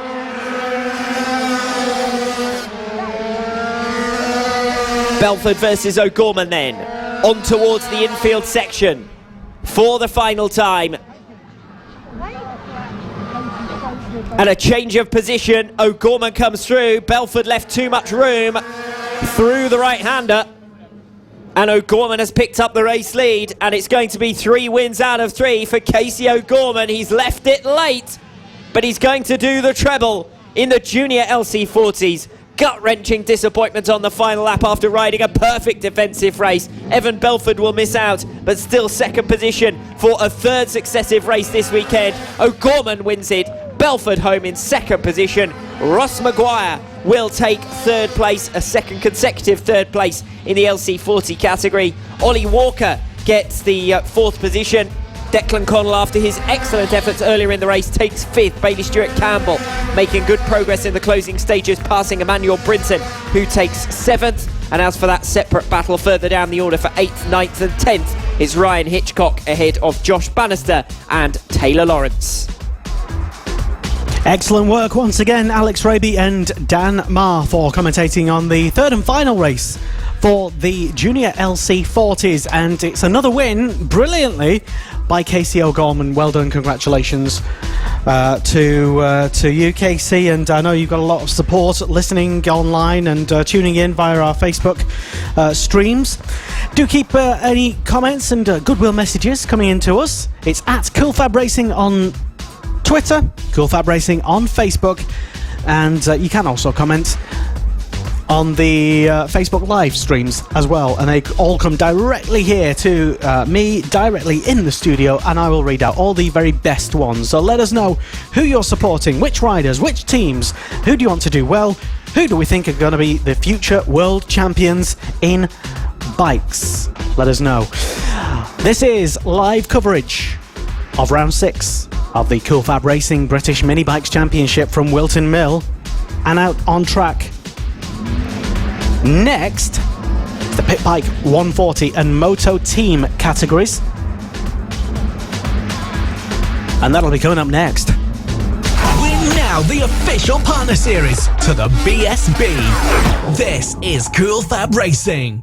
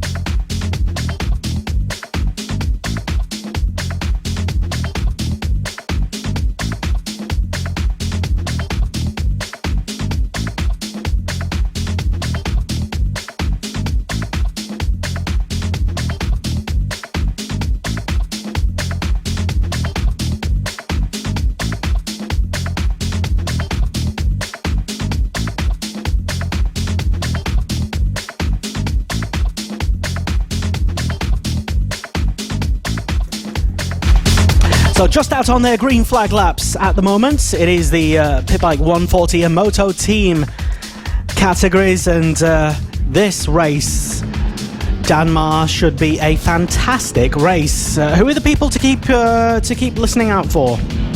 Well, the top three in each of the two categories have been the same in each of the two races so far. Will Howarth, Darren Anderson and Fraser Kinnaird in the Moto Team class in both races 1 and 2. James Blackburn, Brad Ray and Jamie King in the top three in each of the two races so far in the Pit Bike 140 category. Now, the real thing to look out for, of course, Dan, has been the decision from Brad Ray to continuously start at the back of the field, which has provided us some extra entertainment this weekend. It has indeed, and oh look how convenient, the front row aren't there again. That's very strange indeed.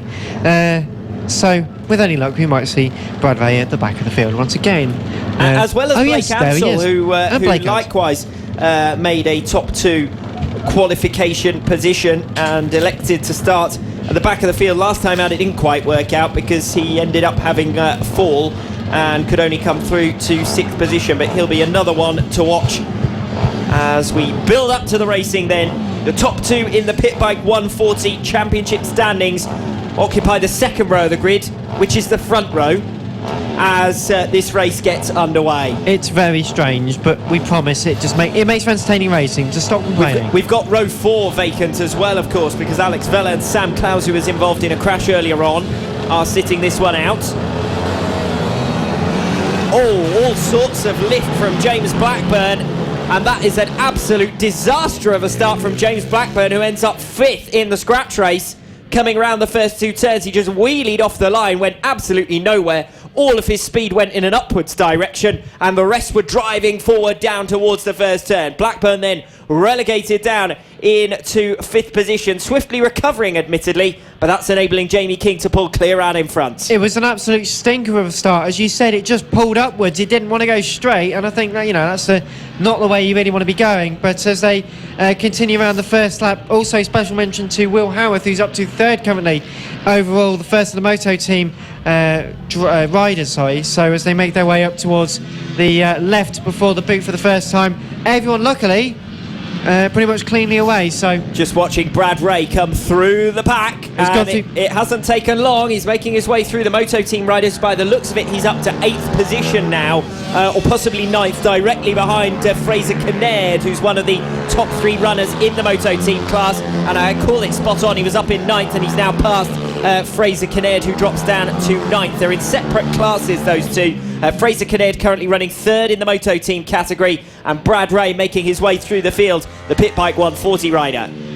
And I reckon he could be on for a podium, I'm saying. He could be. If he continues the pace. We saw in the last race he got stuck in traffic for a little while. As he makes his way down the inside of Ben Pascoe, taking 7th position away. Yes, apologies, Dan, for cutting into you. It's quite all right. Making another position up there to come through for P7. So Brad Ray on the march, and you would suggest that another podium finish is likely. He's had 2 already, but they've both been second places to James Blackburn. Now this time Blackburn's got off to what was described by Dan as a stinker of a start. Oh my goodness. And now that Ray has made his way past 2 riders in 1 turn, that was fantastic. That should send him right in amongst the contenders here. Up into 5th, coming into the boot, the hairpin right-hander just throws it up the inside, absolutely kisses the apex, and it's just enough to take 2 positions in 1. Darren Anderson of the Moto Team category and Sean Whittaker both dropping back as Ray comes through for 5th position. They're still fighting it out over 6th, Darren Anderson and Sean Whittaker. What a fantastic move, and there's some great battling going on from the pair of them as well.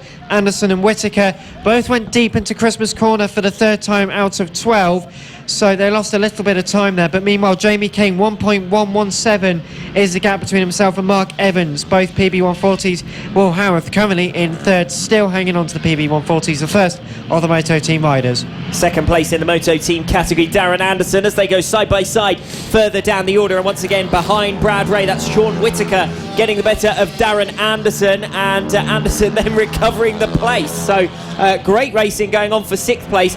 Brad Ray flashing over the line, a new fastest lap of the race at 55.2. The gap is now 5.5 seconds to Jamie King with 9 laps still to go. And he was a good second quicker than everyone else on that lap, Brad Ray. So even though he's 5.5 seconds behind, it's not going to be that long until he starts catching up and passing more people. So an entertaining one to listen out for in the course of this race. Meanwhile, further down the order, Blake Ansell has managed to get past Ben Pascoe for 8th place as well. 6th, 7th and 8th are the closest positions on the circuit at the moment. Darren Anderson has got his hands full with Sean Whittaker. These two have been swapping and changing positions, and now Blake Ansell has joined the back of the two of them, and it shouldn't be long before he carves his way past. There goes Whittaker to pass Anderson down the inside. Ansell wants to follow but has to back out of it and may go for an alternative method in terms of passing Darren Anderson for what's now the battle for 7th position. Tries to put his front wheel in around the final turn but can't quite get there. Meanwhile, up at the front, Mark Evans closing on that previous lap on Jamie King, and Will Howarth gaining on the pair of them, and the top three are now separated by a second, each trying to push forward, knowing that James Blackburn and Brad Ray are right behind them. And I think it's interesting how Jamie King and Mark Evans are doing 56s. Will Howarth has done a 55, James Blackburn on a 55, and a 54 for Brad Ray. So the leaders are actually some of the slowest guys in the top pack. So it's going to all concatenate quite nicely in just a few moments. And that is clearly the catalyst to that has been Brad Ray starting off the back, and he makes a position of fourth, diving down the inside of James Blackburn to take 4th position, coming through the right-hander at the end of the infield sequence. Jamie King has lost the lead. So while we were focusing on Brad Ray coming through for 4th position, King has lost the lead. He may even lose second here. Will Howarth has the momentum down the far side of the circuit. He's going to brake later, but King manages to get it down to the apex. The top 5 have now become a group because of exactly what you analysed, Dan. Brad Ray and James Blackburn are both running faster than the 3 riders ahead of them as Howarth comes through now down the inside of Jamie King, who loses 2 positions in half a lap and drops to 3rd. Evans, Howarth, King. Ray is next in line to try and pass the early race leader. Jamie King is going to end up in 4th position as Ray comes through. Down then goes Jamie King from 1st to 4th in the matter of a lap and a half, and James Blackburn is faster than King as well, looking to get through into P4. And that's a fantastic thing, is you can just tell the skill of Ray as he could just thread it with inches to spare on the grass and on the curb up the inside of turn number 8 to move up into 3rd place all the way over the back of Will Howarth. Up towards turn number 2 now, and Howarth has got a good run on Mark Evans. Mark Evans having to consider defending. Brad Ray struggling a bit up the hill up towards Christmas Corner on lap 6 out of 12, half distance, and this lead is not going to be settled until the last lap and the last corner, I reckon, turn 6. It's now a group of 4 riders. Howarth goes defensive. That's going to give the run to Ray. He's going to look to the inside. It should be move made. It is move made. 2nd position and a block pass from Brad Ray to take 2nd place. Now that gives the run to James Blackburn, who's trying to get down the inside. They're negotiating lap traffic either side of a back marker, and through comes Brad Ray to hit the front, and Howarth has lost the position to Blackburn, who comes through for 3rd. So it's all changed then on lap number 7 as Brad Ray hits the front and immediately starts pulling clear. Mark Evans in 2nd position, James Blackburn in 3rd. Evans is looking over his shoulder. He's been passed by Ray. He's given up already on trying to take the checkered flag. Ray has come at this group by the pace of a second a lap, but the race action now is James Blackburn continuing his recovery down the inside of Mark Evans at the far side of the circuit to take 2nd place away. It's now Ray from Blackburn, Evans and Howarth. Okay, so anyway, as we continue on with the rest of the race, we are past the halfway distance, and Bradley Ray just really pushing over the concrete curbing, got all over the side and the concrete. He's struggling through the traffic, but you can just tell he's got that aura of being able to really analyse what's happening. Mark Evans doing all right in 2nd place so far, but James Blackburn, as you say, recovering quite nicely. Will Howarth did drop off for a lap or so, but has really caught back up to it with all the lap traffic around them. Howarth then in 4th position. Next in line for him is Mark Evans. Evans has dropped back from 1st to 3rd. Another new fastest lap of the race from Brad Ray. Now that he's hit the front, you'd expect him to take the victory. Having come through from the back of the field, that demonstrates his raw speed. James Blackburn has recovered well, having dropped down to 5th or 6th position on the opening lap following that looped start. Well, he has moved up into 2nd. If he wanted to take the win, he needed to get through the traffic before Brad Ray, basically, and Ray managed to pick him off before he could get the better of Mark Evans and Will Howarth. Now, Howarth is further back down the field, and Howarth actually is starting to lose some ground by the looks of it. to the riders directly behind him as well. Although saying that, that's my mistake. That's not lost ground, that's gained ground. He's passed. He's made an overtaking manoeuvre on Mark Evans, has Will Howarth, to come through for third position. Great stuff there from Will Howarth. He's really been showing this weekend how the Moto Team riders can get in and amongst the PB140s. Brad Ray, another fastest lap, 54.093. A good 4/10 quicker than James Blackburn, as we've got 3 laps left to go. 9 laps completed, 3 left to go. This has been a breathless race though, hasn't it, Alex? Absolutely. And well, you called it before we got under the way. Brad Ray, starting from the back of the grid, was always going to provide entertainment. It's just sheer confidence, as you explained. He just is more than willing to go for big dive moves down the inside. And if anything, he should be the most tentative person out there, because he has no championship to fight for, at least with Cool Fab in 2017. Brad Ray picking his way through beautifully, looks set for the checkered flag. But interestingly, he's taking James Blackburn with him. Blackburn is setting his fastest laps of the race now that he's got Ray in sight, and as a reference point, I suppose, to watch the racing lines of the fastest rider out there. Ray leading it, Blackburn second, Will Howarth in third, Evans dropping back in fourth position, and Jamie King, the early race leader, well, he had no answer eventually to the rest of the pack swarming him and coming through. And watch out for Blake Ansell, who's going to try and get the better of Jamie King for fifth in the closing stages. He's closing up at a rate of 2 seconds a lap. He's got 3.4 seconds to make up on Jamie King for P5. And 2 laps, most importantly. So it sort of works out just. It could work, but it depends whether he gets stuck in traffic, whether he gets stuck behind him. That's when the important moves are being made, because you've got to really consider the traffic. As you said, I suppose some people are just thinking, oh my goodness, Brad Ray's is going up the inside, I better get out of the way. But well, of course, the back markers are aware that they're coming. They've got traffic behind them coming up to put a lap on them as they come into the final lap. Brad Ray leading us then at 54.5 on that previous lap. He's been able to relax it up slightly. James Blackburn was caught in traffic on that previous lap. Will Howarth well clear of Mark Evans. The top 4 places have all settled down. How about the battle for 5th position? Blake Ansell has made up more ground, but only 7/10 on that lap. So it's, as you said, he's probably going to fall short and run out of time on this final lap. But with just a handful of corners left to go, great ride from Will Howarth as well as James Blackburn for second and third, because they've shown all weekend how they can keep pace with the front runners. But it's going to be Brad Ray to take a first race victory in the Pit Bike 140 category. 2 second places in class, both behind James Blackburn. Blackburn struggles this time from the start, left him making up ground instead, and it's going to be Ray home for a comfortable win. Out of the final turn then, Brad Ray takes the checkered flag. Second over the line will be James Blackburn. Third in the scratch race, the winner in the Moto Team category, Will Howarth. And then it's Mark Evans to complete the Pit Bike 140 podium. Race further down the order going on between Darren Anderson and Fraser Kinnaird. That could be crucial in the context of the championship. Where are they? They're just coming through the infield section there. Kinnaird battling on the tail of Darren Anderson. Now, Kinnaird is third in the championship standings. Darren Anderson is the championship leader in the Moto Team class. Nose to tail as they come towards the final turn, but it doesn't look as though Kinnaird is going to be able to get there. He's got a huge overspeed coming off the final turn. Drag race down to the line, nothing in it whatsoever. All over 9th position in the scratch race, less than 1/10 of a second separating them.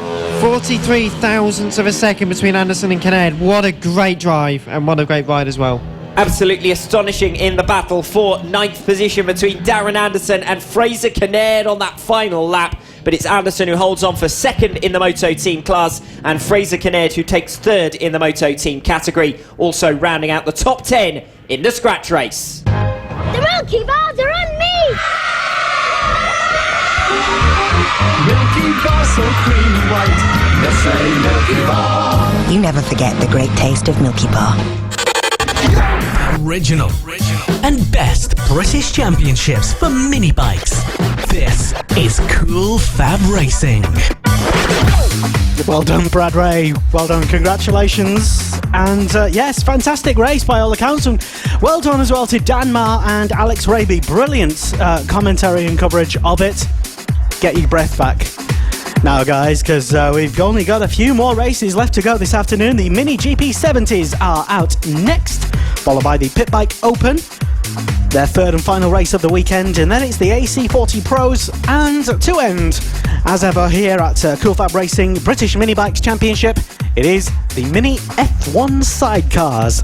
Thank you very much to everyone who's tuned in live all over the world, and I really mean that. We have viewers and listeners tuning in on, one of the many streams that we have, either on Facebook, YouTube, either the Cool Fab Racing website, either by motorsport.radio as well. Tons of people tuning in, and it's fantastic to read all your supportive comments for all of the riders as well that have been coming in. John Ansell's cheering on Blake Ansell. Kevin Gritton's still tuned in, as is Julie Holmes. Welcome back, folks, and loads more people. And a big hello to the Yamaha Superbike team Sweden as well, who's apparently tuned in as well. Nice to have you. I did say we have an international audience as well. Hello to Harminder Rai Mottram, who's tuned in also. Fantastic to have you all with us. And as you can hear, the next riders out on track at the moment is the Mini GP70s, and this race will be commentated on by Dan Marr, Alex Raby, and in a few moments' time, Crispin Vittoria, MD of Cool Motor Racing. We better behave then. Yes, exactly. They're just on their green flag lap at the moment, just making their way through and around, and I'm going to jump in now, Lester, because Crispin has come to join us in the commentary box. Afternoon. Hi, how you doing? I'm alright, thanks, mate. It's cooler than yesterday.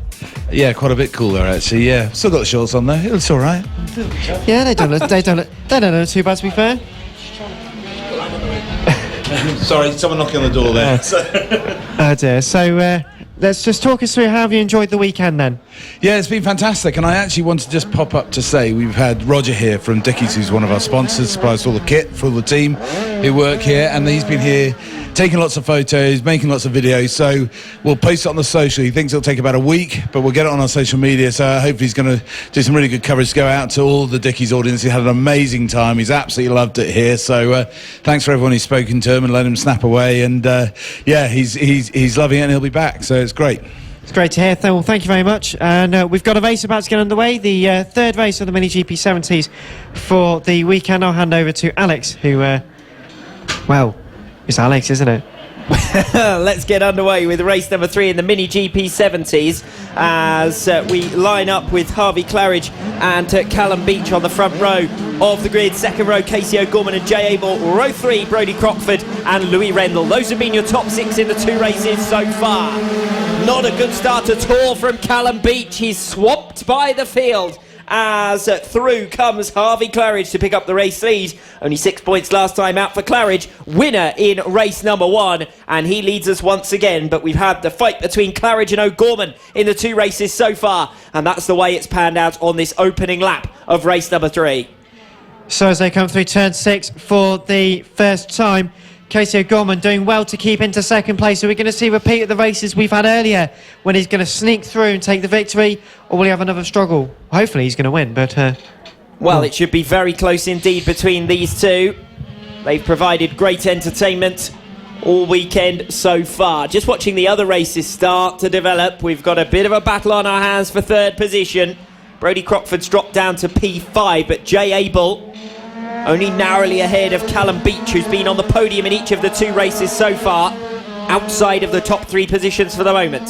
Casey O'Gorman setting a new fastest lap of the race, out of the other riders, of course. And up the inside goes O'Gorman into Christmas Bend. Does he take the position? Yes, he does. O'Gorman then into the lead of the race. Great late move. Just braked super late on the inside, the right-hand side of the circuit. Took the lead. And I think Jay Abel might well try and watch what he did there to try and defend from Callum Beach.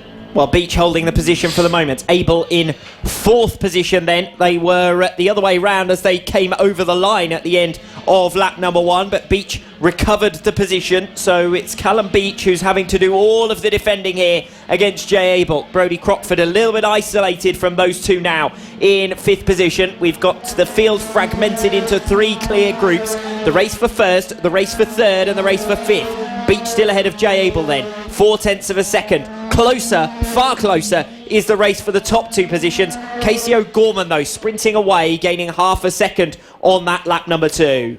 He's trying as hard as he can. It was 0.255 of a second over the line for the last time. But as we've seen earlier on in the day, Claridge is not going to let this battle go without trying to fight for it. He definitely wants to take another victory. So he's going to try and have a look coming through turn number 8. They are very, very close together. These guys can follow each other, but if you're too close, you can risk getting a poor exit and get some understeer in there. So as they come through the left-hander before the boot for the 3rd time out of 12. We've got a faller further down the order of the race, continuing under yellow flags. It's Casey O'Gorman who sits up front ahead of Harvey Claridge, having made that lap 2 pass. Callum Beach, the new fastest lap of the race. So just a minute ago he was struggling to hold off Jay Abel and relegated down to 4th. Now he's blasting onto the tail of the 2 riders ahead of him. Lack of consistency perhaps, but there's now little more than a second covering the top 3. Jay Abel dropping back slightly in 4th position, and Brodie Crockford with his hands full. Louis Rendell, Luke Coggins and Oscar Pinson in that group of 4 riders tussling over 5th position. Crockford losing even more ground in the early part of this one. Lap number 4 as Louis Rendell pulls onto his tail. A bike length between them on this infield section. Louis Rendell's doing very well for himself indeed, coming through 7 and 8 for the 4th time then out, or 3rd time out of 12. It's getting quite close, and he's trying to hold them off just for now. He's, again, being a little bit patient. It's drying up compared to earlier though, so he's not going to worry too much about the weather so far. It's more about thinking about when he's going to make the move. Another new fastest lap of the race from Callum Beach, a 52.7. New personal best from Harvey Claridge as he attempts to close down Casey O'Gorman up front. It's O'Gorman from Claridge, from Beach. The top 3 are the contenders surely for the race win now. Callum Beach has done well to stay with them, having finished in 2nd place last time out. He was on the tail of this top 2 when it all went wrong, of course, for Harvey Claridge in mixed conditions. Things have cleared up now, as you explained, and we're in for a clear race to the remainder. O'Gorman, Claridge and Beach, the 3 contenders for the checkered flag. Brodie Crockford still losing ground to Louis Rendell and Luke Coggins, both of whom set new personal best laps on lap number 4, and they're now 1 behind the other directly. The only thing that's changed over the last couple of laps, Oscar Pinson starting to drop back somewhat. Well, he's certainly giving it the best shot though. Got a can't defeat the determination, coming over the line barely 0.2 of a second as they go through turn 1 and 2. Can he get a good run? Rendell is certainly thinking about it. He's trying as hard as he can to maybe go up the inside into Christmas corner, turn number 3 on lap 5 out of 12. So can't quite make the move though. Does have to sit behind for a while. Crockford holding the inside line then to ensure that Louis Rendell and Luke Coggins stay behind.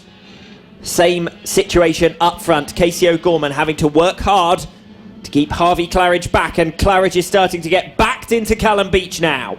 Less than a second covering the top 3. Beach having set a new personal best lap on lap number 5. Let's see how the cards are stacked at the end of lap 6. Nothing in it whatsoever. Callum Beach with a new fastest lap of the race of 52.4. Less than half a second now between the top 3. O'Gorman, Claridge and Beach. It's officially a 3-bike battle for the lead now. Casey O'Gorman probably hasn't had to soak up this much pressure in quite a while indeed. So this a learning experience coming into turn 6 on lap 6 a hairpin. They're all quite smooth as they go around the infield section, as Alex refers to. Turn 7 and 8. Claridge really can get the bike turned in. He just struggles a bit through turn 8, but this lap he's not particularly struggled. He's keeping up quite nicely, so as they go to the latter stages of the lap, he's closer than he's been for a while. I think he can get a good run out the final corner. He's not got a great slingshot off the boot, and for the moment at least, it's O'Gorman holding on. Beach is gaining on Claridge. There was nothing in it between those two. 1/10 of a second as they came over the line, and it's Beach who's got the acceleration through the first couple of turns. The 3 of them, one behind the other as they go up to Christmas corner, but holding on for second position. Harvey Claridge, he's run deep though. He's run very deep, and Callum Beach makes the move. Oh, an error from Harvey Claridge. He was so desperately trying to gain on Casey O'Gorman that he's thrown away second position, and really that has spread out the top 3 and enables us to focus on the battle for 5th position. Brodie Crockford ahead of Louis Rendell in 6th. Luke Coggins and Oscar Pinson has rejoined this group as well. So it's all closing up in that case. 4 bikes then for 5th position as they come through turns number 7 and 8. Very long left-handers indeed. And we said it must be frustrating for Lee Rendell to be that close and still not really be able to make the position through the left-hander before the boot, the hairpin at the boot itself and onto the pit straight. They're getting close, but it's not any cigar.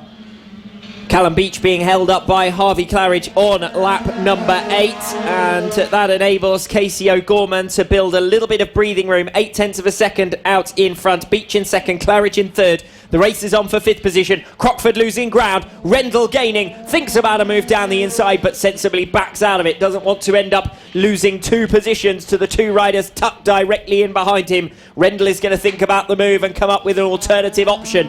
Crockford is clearly delicately balancing this race and also clearly holding up Louis Rendell behind. It's Rendell who has the pace advantage. All 4 of this quartet setting a new personal best on the last lap around lap number 8, and with just over 3 laps remaining, it's all still to play for in the battle for 5th. Callum Beach, another fastest lap, 52.045, which is still 4/10 quicker than Casey O'Gorman. He's really getting close now, just a couple of lengths behind, up towards turn 3, Christmas corner. He closes in exponentially. He can smell the win here. He's desperate to try and take the position. Coming up to turn number 6. And he's going to be a bit more patient about it. He's a bit early on the brakes. He knows he doesn't need to go deep. He doesn't need to take excessive risks. Position change for 7th. Oscar Pinson getting the better of Luke Coggins into Christmas corner. So that orange liveried machine pushes Pinson forward into P7. And this Meanwhile, is a change the race for the lead. leaders, nose to tail as they came through. Beach couldn't quite get there. Holding on for it, Casey O'Gorman. Beach thought about a move down the inside, but backed out of it at the last moment. He can't afford to stab for moves that aren't on, because it'll lose him an opportunity to make the overtaking manoeuvre. It's 0.3 of a second between the top 2 for the moment. O'Gorman only narrowly holding on, though, ahead of Callum Beach. And 2 laps left to go. He's getting a bit desperate now. You need to stay patient, Callum, because the position can come to you if you just hold off and wait for the right moment. You've got a lap and a half to go, so don't throw it off now. Well, it was Harvey Claridge's mistake that enabled Callum Beach to move up into 2nd position. He hasn't really been able to force a move in this race so far. That's what he's going to need to do, because Casey O'Gorman is not going to leave an easy route open to Callum Beach for finding a way through. So Beach may have to prize a line down the inside. At the moment, he's not quite close enough to do that after that aborted inside line attempt on that previous lap. But he is tidier through the latter couple of corners than Casey O'Gorman. I think Casey's very nervous now. The body language on the bike, the way he's riding it, sort of really suggests he is under pressure. O'Gorman with a new personal best on the previous lap. He certainly is responding to that pressure, but can he hold on to the finish? It looks like it for the moment. Casey O'Gorman, a 2nd place in race number 1, the winner of race number 2, looking set for victory in race number 3. Callum Beach, though, has put in an outstanding ride to work his way through, getting the better of Harvey Claridge. He's up to 2nd, and his chance of taking victory still isn't over. Meanwhile, Brodie Crockford is only 0.1 of a second ahead of Louis Rendell, which is the way it's been for some time now. Beach closing in on O'Gorman, but again, through the infield section, there's no way through. It's too twisty at that part of the circuit. One last opportunity coming off the final turn. It's O'Gorman and it's Beach in that order, but nothing in it whatsoever, and a new fastest lap of the race set on the final lap by Callum Beach, a 51.9, as he finishes just 0.1 of a second short of Casey O'Gorman. 3rd place going the way of Harvey Claridge. Jay Abel directly behind, less than a second behind in the end of Harvey Claridge, so full credit to Jay Abel. And the race further down the order, finishing Brodie Crockford ahead of Louis Rendell. Oscar Pinson with a new personal best on the final lap, but falling short of that tussle for 5th and 6th positions. Thank you very much, Alex and Dan. Another fantastic job calling the 3rd and final race for the Mini GP70s here at Whilton Mill. We are live online all over the world. This is Cool Fab Racing. Welcome. If this is your first experience of the Cool Fab Racing British Mini Bikes Championship, you're more than welcome to follow us again. Do give us a like and a share and a retweet or a follow if you're literally tuned in and online, and this is the first time that you've ever tuned in. Hope you're enjoying us, and I want to say a big sigh of relief, really. Sam Clowes has been on Facebook all of 30 minutes ago, and saying now he knows what it feels like to be run over. Sad face, he says. Thankfully, he says he's just battered and bruised, and not going out in the last race due to the damage. And he's put a lovely little picture of what seems to be perhaps some sort of scraping marks or some... It kind of looks like tyre marks on his helmet, I think. What seemed to be quite a worrying incident. He's now back on Facebook and seemingly okay, I would tentatively say. If not perhaps a little battered and bruised, but it's good to see him at least telling the world that he is here and online and such. So yes, Pit Bike Open bikes are back out on track right now for their third and final race of the day. Alex Raby giggling in delight and anticipation for this race. Not many to go left after this one. The AC40 Pro race number 3 and the Mini F1 sidecars to round out our day. And this next race commentated on once again by Dan and Alex. Giggling in delight at your beautiful link pieces, Lester. Enjoying the pre-race entertainment Face for radio by and all that. the main man downstairs. Would you believe it? The producer in a separate room to the commentator. So that's my only way of human contact, apart from Dan, who has just run away out of the commentary box as we get underway with race number 3 in the Pit Bike Open category. Here we go then with Charlie Nesbitt and Max Cook renewing their rivalry. It's 2 wins out of 2 for Charlie Nesbitt so far here this weekend. Max Cook, runner-up first time out, also finishing second in race number 2 earlier on here today. Gareth Roberts, third place in both of the 2 races as well. So the top 3 finishers in the 2 races so far rather have been exactly the same. Will that change in race number 3? Nesbitt on pole position, twice a winner so far. Cook alongside him, the championship leader with 2 second places to his name. For the final time in the Pit Bike Open category, the lights are out. Good start from Cook.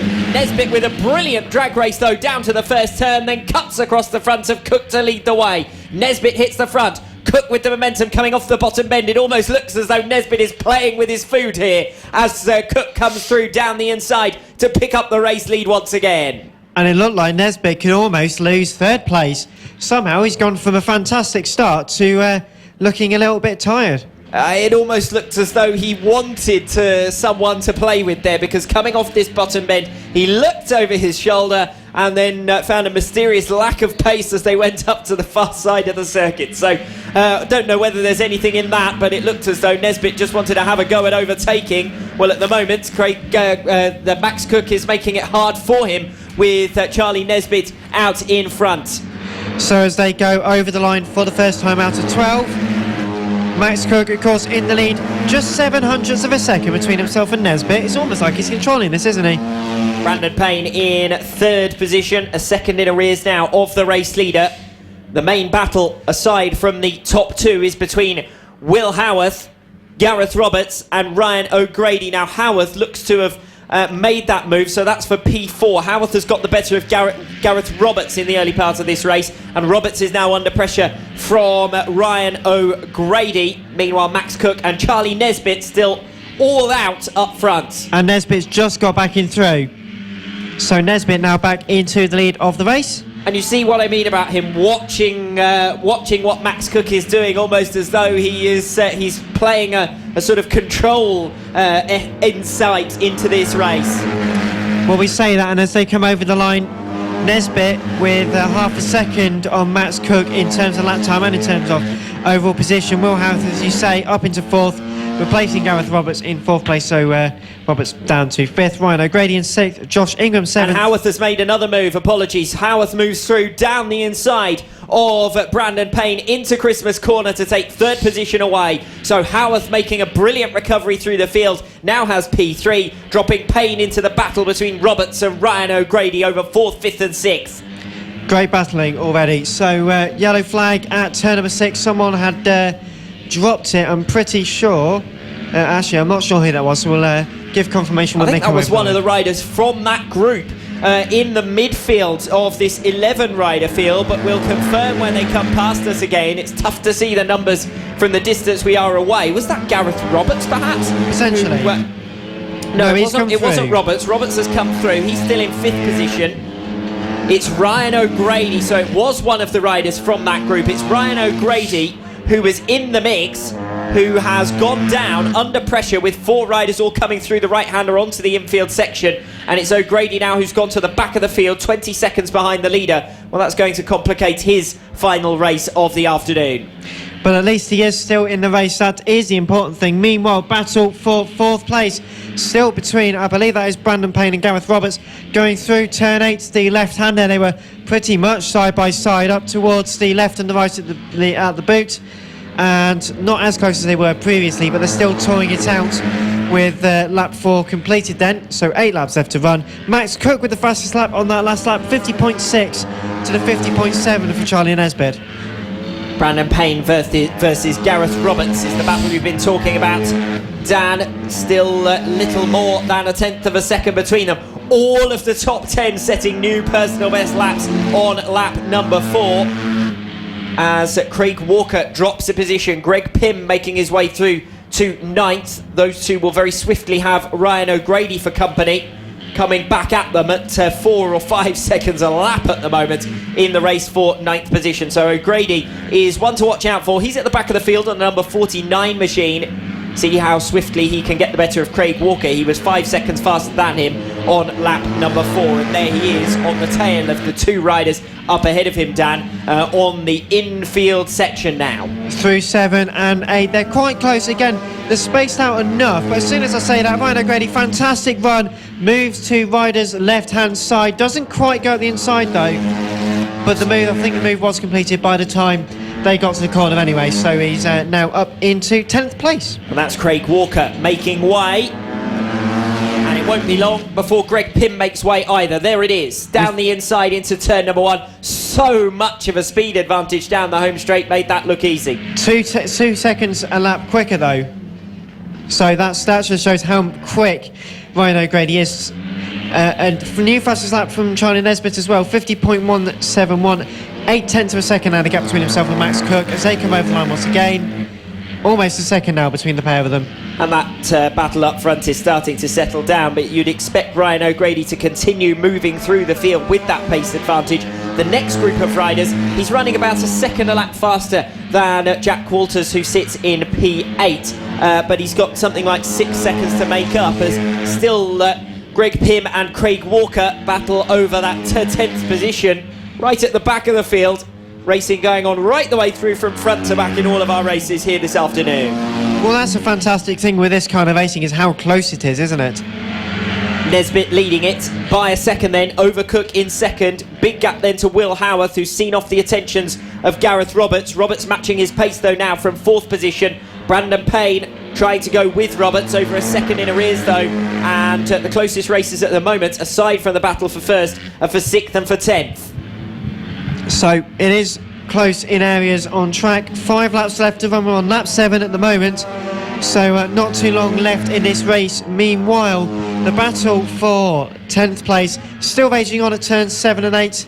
Currently looks like Greg Pym has still got the position over Craig Walker, but they've been battling very hard indeed between each of them in order to get the best position they can, and they look like they've got going to have quite a big grin on their faces later on. It's great to see real spirited fighting going on for 10th position right at the back of the field. Craig Walker had a couple of stabs down the inside of Greg Pym through the infield section, but he wasn't quite alongside. He's faster than him now over the far side of the circuit. Looks down the inside into Christmas Corner, makes the move, and coming back at him now with the inside line on the switchback. Greg Pym recovers the place. This is brilliant for 10th position. Wheel-to-wheel stuff, isn't it? All over P10 in the race. Meanwhile, up front, Charlie Nesbitt leading the way by a second over Max Cook. Catching up with Will Howarth in 3rd position. Gareth Roberts on a similar pace, but still 1.5 seconds the gap between those two. Brandon Payne and Josh Ingram isolated in their positions, but Ingram still holding off the attention of Callum Wybrow, who gained another 0.4 of a second on that previous lap. Still, as I said then, the race is for 6th and for 10th positions with 4 laps remaining. Over the line, the battle for 10th comes just 0.3 of a second in it as they go through turns number 1 and 2. A good run up though for Craig Walker up towards Christmas Corner. Can't really have a look at the inside as he's a bit too far back, but he's certainly going to try anyway, so hats off. They're certainly still going at it very hard indeed, just 3 laps left to run. There hasn't been more than a second between those two all race as Will Howarth flashes over the start-finish line. 1.4 seconds is the gap now. Roberts has got Howarth in his sights. He's gained a little bit of ground, but it doesn't look as though he's gained enough to really be in contention in the remainder of this race. Mind you, Charlie Nesbitt is about to lap this battle, so the leaders about to lap 11th and 10th. That could shake up their own individual race. It's bizarre. We normally talk about it in the opposite way, as though the lap runner is going to get in the way of the battle of the leaders. Well, here is the leaders getting in the way of the battle for 10th, which has been highly enjoyable in this race so far. Pym versus Walker, and Nesbitt about to pass them. Can Walker take advantage? There goes Nesbitt, past the pair of them down the inside of the straight. Walker tries to follow Pym through but can't do so. What a great race they are having indeed. They almost went 3 wide going through Christmas Corner. It's unbelievable stuff completely, and as Max Cook now has to dive at the inside, he pushes sadly. I think that's Craig Walker just a little bit deep. It was a shame to see, but I actually think that's Pym. I think that Walker has managed to get the better of Greg Pym through that ahead of the infield section. Are correct, Walker is yes. up in 10th position. So after Charlie Nesbitt came through, Craig Walker has then passed Greg Pym, and Max Cook has now passed the pair of them ahead of the final lap. So as they head on to the final lap now for Charlie Nesbitt, it's looking great stuff for them. And 0.7 of a second between Walker and Pym now, so that's extended for them a little bit, but in terms of this race, it's going to be another one for Charlie Nesbitt, isn't it? 3rd win out of 3 for Charlie Nesbitt, who leads by over 2 seconds ahead of Max Cook. The championship leader in the pit bike open category will still sit pretty up front. Such was the domination of his opening 5 rounds of this 2017 campaign, and he's only dropped 15 points all weekend, so considering he came in with over 100 points lead, well, over 150 points lead, Max Cook will still leave as the championship leader, but it's Charlie Nesbitt who leaves having done the triple. Nesbitt to make it 3 wins out of 3, comes over the line to take the checkered flag. Max Cook in 2nd place had no answer once Nesbitt hit the front. Nesbitt even seemed to be playing with Cook on laps 1 and 2 before blasting clear. 3rd position eventually will go the way of Will Howarth, but that's the sheer advantage that the top two had, that Howarth is still circulating over 10 seconds later. Walker and Pym have come over the line in that order, a lap down of course. Howarth 22 seconds down in the end on Charlie Nesbitt as he comes over the line in 3rd, getting the better of Gareth Roberts. And I'm still watching out for that race between Josh Ingram and Callum Wybrow. And it doesn't look as though that has changed as they come towards the checkered flag now. Ingram holds on, Wybrow in 7th. So that confirms all of our finishers then in race number 3 in the pit bike open category. Charlie Nesbitt with 3 wins out of 3. Max Cook restricted to 2nd in all 3 appearances. Will Howarth with another good podium finish. He's going to have more silverware than anyone you can imagine. Gareth Roberts in 4th position ahead of Brandon Payne, who rounds out the top 5. Ingram holding off Wybrow throughout, and further down the order, that highly entertaining race for 10th position as well. Battles right the way through the field.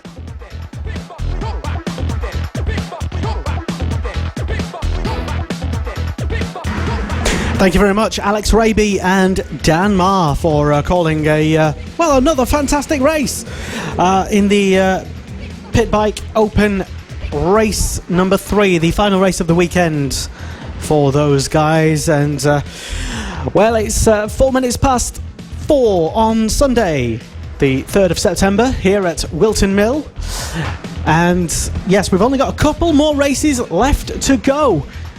It's amazing, really. It feels like we've only just started the day, to be honest, and we've thundered through pretty much all of the races in all of the categories. AC40 Pro's final race of the weekend is coming up next, followed by the Mini F1 sidecars, and we've managed to almost get back up to date, having been a good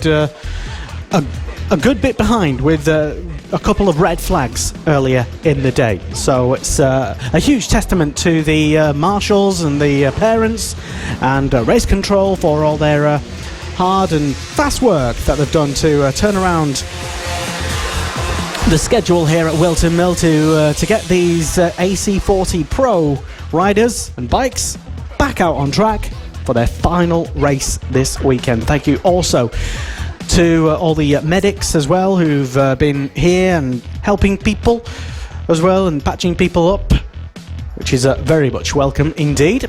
So riders out on their green flag laps at the moment, and this race called once again by Dan Marr and Alex Raby.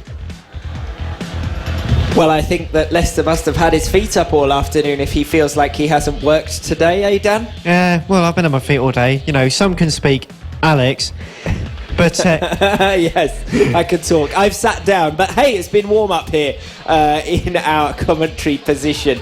Not quite as warm, I'm sure, as the people who are eyeing me up quite grumpily now on the grid, now that I've said that over the PA system.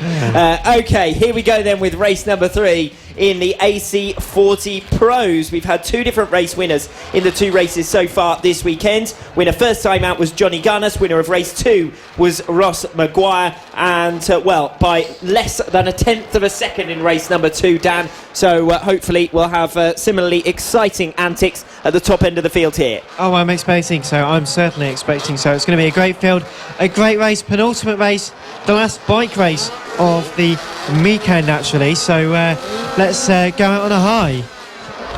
Waiting to see if Ross Maguire takes his place, due in on second on the grid. Yes, there he moves into his grid slot, and now we are ready to go. The top 4 on the grid here were the top 4 last time out in race number 2, and they were separated by less than 2 seconds, so you can see exactly why I'm talking about expecting a frantic race. It's race number 3 in the AC40 Pros.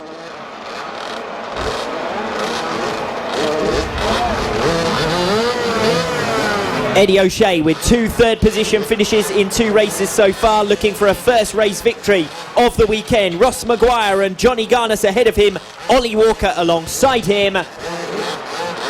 The riders watching for the lights. Getting underway. Flying start from Johnny Garnes, a poor one from Ross Maguire. O'Shea hasn't made a good one either, drops down to 4th position. Walker making progress up into 2nd place at the expense then of Ross Maguire, with a poor getaway, quite frankly, from 2nd place, and Johnny Garnes blasting clear. What a great start from him, a good couple of bike lengths already, so that's going to set him up for a good 8-lap run so far. Everyone round currently cleanly, so Eddie O'Shea's dropped down into 5th position. So not sure how that happened, but coming off the bottom bend here and in the drag race up to the far end, Eddie O'Shea dropping down to P5. So if he wants to make it better than his 2 previous 3rd place finishes, it's going to be a series overtaking manoeuvres required from Eddie O'Shea. There's one overtaking manoeuvre, but that is from, is that Ollie Walker coming through? It's Ross Maguire dropping backwards down to 4th position and into the path now of Eddie O'Shea. So as they come over the line for the first time out of 8, it is Johnny Garnes in the lead, Ollie Walker in 2nd, Charlie Tilley in 3rd place, 4th Eddie O'Shea, Ross Maguire down to 5th, Bannister 6th, Foster 7th, Taylor Stewart-Campbell 8th, 9th for Dylan Mellor and 10th for Jimmy Parker. So that was Charlie Tilley I saw coming through, started 6th position on the grid and had a bit of an anonymous race last time out in race number 2, but this is a much better ride and in line for a podium position at the moment. Eddie O'Shea no doubt will give chase, having already made the overtake on Ross Maguire, who's been beaten up really, lost 2 positions on the previous lap. Closing in up front, Ollie Walker, he was the runner-up in race number 1 here yesterday. Now looking for a first race victory in class this weekend and closing in on Johnny Garnes. Garnes leading the way, Walker in 2nd. Tilly still in third place. Eddie O'Shea being dropped slightly now in fourth position, but there is a train of riders all snaking their way through. Josh Bannister and Mason Foster on the tail of that group. 2 completed, 6 to go. Ollie Walker, 57.664, which is a tenth quicker than Johnny Garnis, and he is really pushing in order to try and get the lead. As you say, you can sense how much he wants a victory in class here. Race for third place, Eddie O'Shea alongside Charlie Tilley makes the move stick down the inside into Christmas Corner, and Eddie O'Shea is back in the third place that he's occupied in each of the 2 races so far in this AC40 Pro category. And Tilley now coming under pressure from Ross Maguire, who's trying to recover the place that he lost earlier on in the race, having dropped down the field, remember, from second on the grid. He now sits 5th. Well, he's certainly looking through the 2 left-handers at 7 and 8. Did have a decent look, couldn't get much of an attack on though, so couldn't go that far. However, the battle for third place still raging on between O'Shea and Tilley hasn't really dropped back that far. No, absolutely, to his credit, he's stayed with Eddie O'Shea since losing the position, and he's had to because Ross Maguire is right on his tail as well. A new fastest lap of the race up front from Johnny Garnis as Tilley has a look at Eddie O'Shea but can't quite get there. Garnis pulling away, over half a second up now on Ollie Walker for the first time. Tilley gaining ground on Eddie O'Shea at the far side of the circuit, goes for a lunge. That's where he was overtaken by O'Shea earlier in the race, and he's managed to make a perfect block pass, swings back across the racing line to cover against Eddie O'Shea, who's run offline then and has to work hard to defend against Ross Maguire. Maguire has the momentum now from 5th position. So a great run there indeed, just slingshotted up towards Christmas Corner, threw it on the right hand side, hit the apex, absolutely beautiful move, but now he's got to stay in that position and keep that position, which is going to be no mean feat. We're just approaching half distance already, but to keep that position is not going to be easy by any means. And particularly given that Charlie Tilley took it with such resourcefulness through up the inside, as you explained, but I think the most impressive part of it was not only did he make the move down the inside, he then turned straight back across the front of Eddie O'Shea. O'Shea looking to repay the compliment. This could be the 3rd overtaking manoeuvre between these 2 on the same turn. O'Shea is going to go for last of the late breakers and does make the move. So Eddie O'Shea comes through into 3rd position. Tilley relegated back down to 4th place once again. Ross Maguire is still with them. We've got a 3-way fight further down the order as well between Mason Foster, Josh Bannister and Taylor Stewart Campbell from 6th to 8th positions. Everywhere you're looking, there's some fantastic battles, and as you said, Ross Maguire is desperately looking to compensate for the poor start he made in this race. Even at half distance, he's still making up for that mistake, and he's really going to be hitting himself after the race. Johnny Garnis 56.8 on the previous lap, and new fastest lap of the race, over a second clear now of Ollie Walker, who still has second. And yellow flags down at the boot. Someone's gone down to try and recover the bike. I'm not sure who that is. It's difficult to see from over this side of the circuit. Is that Charlie Tilley? I think it could be Charlie Tilley. Charlie Tilley who's gone down. What a shame that will be after an outstanding race so far. Charlie Tilley drops out of the top 10, straight back up to his feet, which is the good news. It's taken longer than that, though, to get the bike going again. And now that the bike is going, he rejoins at the back of a group of riders. What a disappointing end for Charlie Tilley's challenge for a podium place. Well, one man's loss is another man's gain, as they say, and Eddie O'Shea then promoted back to the podium with Ross Maguire in 4th and Mason Foster now promoted into 5th. And Foster, of course, is the rider who leads that group ahead of Taylor Stewart Campbell and Josh Bannister. Taylor Stewart Campbell, the rider making the most progress at the moment of 57.8, a new personal best on the previous lap, gaining on Mason Foster with only 3/10 between the 2 of them as they come out of the infield section. Up front, the gap is over 2 seconds now. Johnny Garnis looks comfortable on his way to victory with 2 laps remaining. Walker in 2nd place. Eddie O'Shea well adrift at the top 2, looks set for 3rd, but Ross Maguire is still closing in on him, gains half a second on lap number 6 with a new personal best of 57.2. So just 2 laps to go. Johnny Garnis really does seem to have set the race win for himself, but the battle for 3rd place between O'Shea and Maguire raging firmly on. Maguire up the inside, good move from Maguire, who left it quite late to break. O'Shea coming back at him around the outside line. Elbows came out from those 2 there as they tried to push one another out of the way. For the moment, it looks as though O'Shea has been relegated to 4th. Well called there with an inside move. O'Shea fighting back again against Maguire as the race goes on. This is going to be the most close-fought 3rd place battle we've seen all afternoon. Indeed, it has. It's been a fantastically fought battle. And as we are making our way onto the last lap, is this going to be settled on the final corner? It could well do. O'Shea currently with third place still. Maguire in fourth place, going to try and get a decent run, much tighter through turn number 2, the right-hander. The run up the hill isn't good enough, I'm afraid. It's just struggled to get up the hill in such a strong way, but he's still got the twisty stuff to go. And it was off Christmas Corner last time that he made a lot of ground. He's made a similar amount of ground this time around, and this is where he made his move last lap. He's going to do the same again. Maguire comes through on O'Shea, who's left the door open in exactly the same place 2 laps into and the then session. swings past it the same way. Cutback and dives down the inside line, coming onto the infield section. Maguire is going to try and do the same again. Forces his way past Eddie O'Shea. They've changed positions 3 times on this lap alone. O'Shea fighting back. Let's make it 4 as they come out of the infield section now with Eddie O'Shea in front. We've forgotten about the race leading battle. Johnny it's going to be Johnny Garnes ahead of Ollie Walker, but for third position it's going to be Eddie O'Shea, but only just ahead of Ross Maguire in 4th position. 4 position changes we counted down on that final lap. Outstanding racing between O'Shea and Maguire. An outstanding race indeed, as you say. Fantastic battle. They should be really proud of that. Johnny Garnes taking the checkered flag then, over 2 seconds clear of Ollie Walker in 2nd. Eddie O'Shea in 3rd by just over 1/10 of a second ahead of Ross Maguire. Mason Foster gets 5th, an isolated race for Mason. Oh goodness, and someone's gone down on the final lap, just coming out of turn number 9.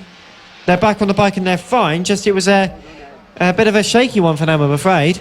And outside of the top 10 runners, and that's not going to be a point scoring finish. I actually can't see because the light stand in front of me blocks out the identity of that rider. But let's take you through the remainder of the top 10 finishers. Josh Bannister eventually getting there ahead of Dylan Mellor and Ryan Hitchcock, only 0.3 of a second separating the 3 of them as they came over the line, with Jimmy Parker not too far behind either. That's that group of 4 riders I was talking about earlier in the race, and Owen Mellor rounds out the top 10 seconds back from that group.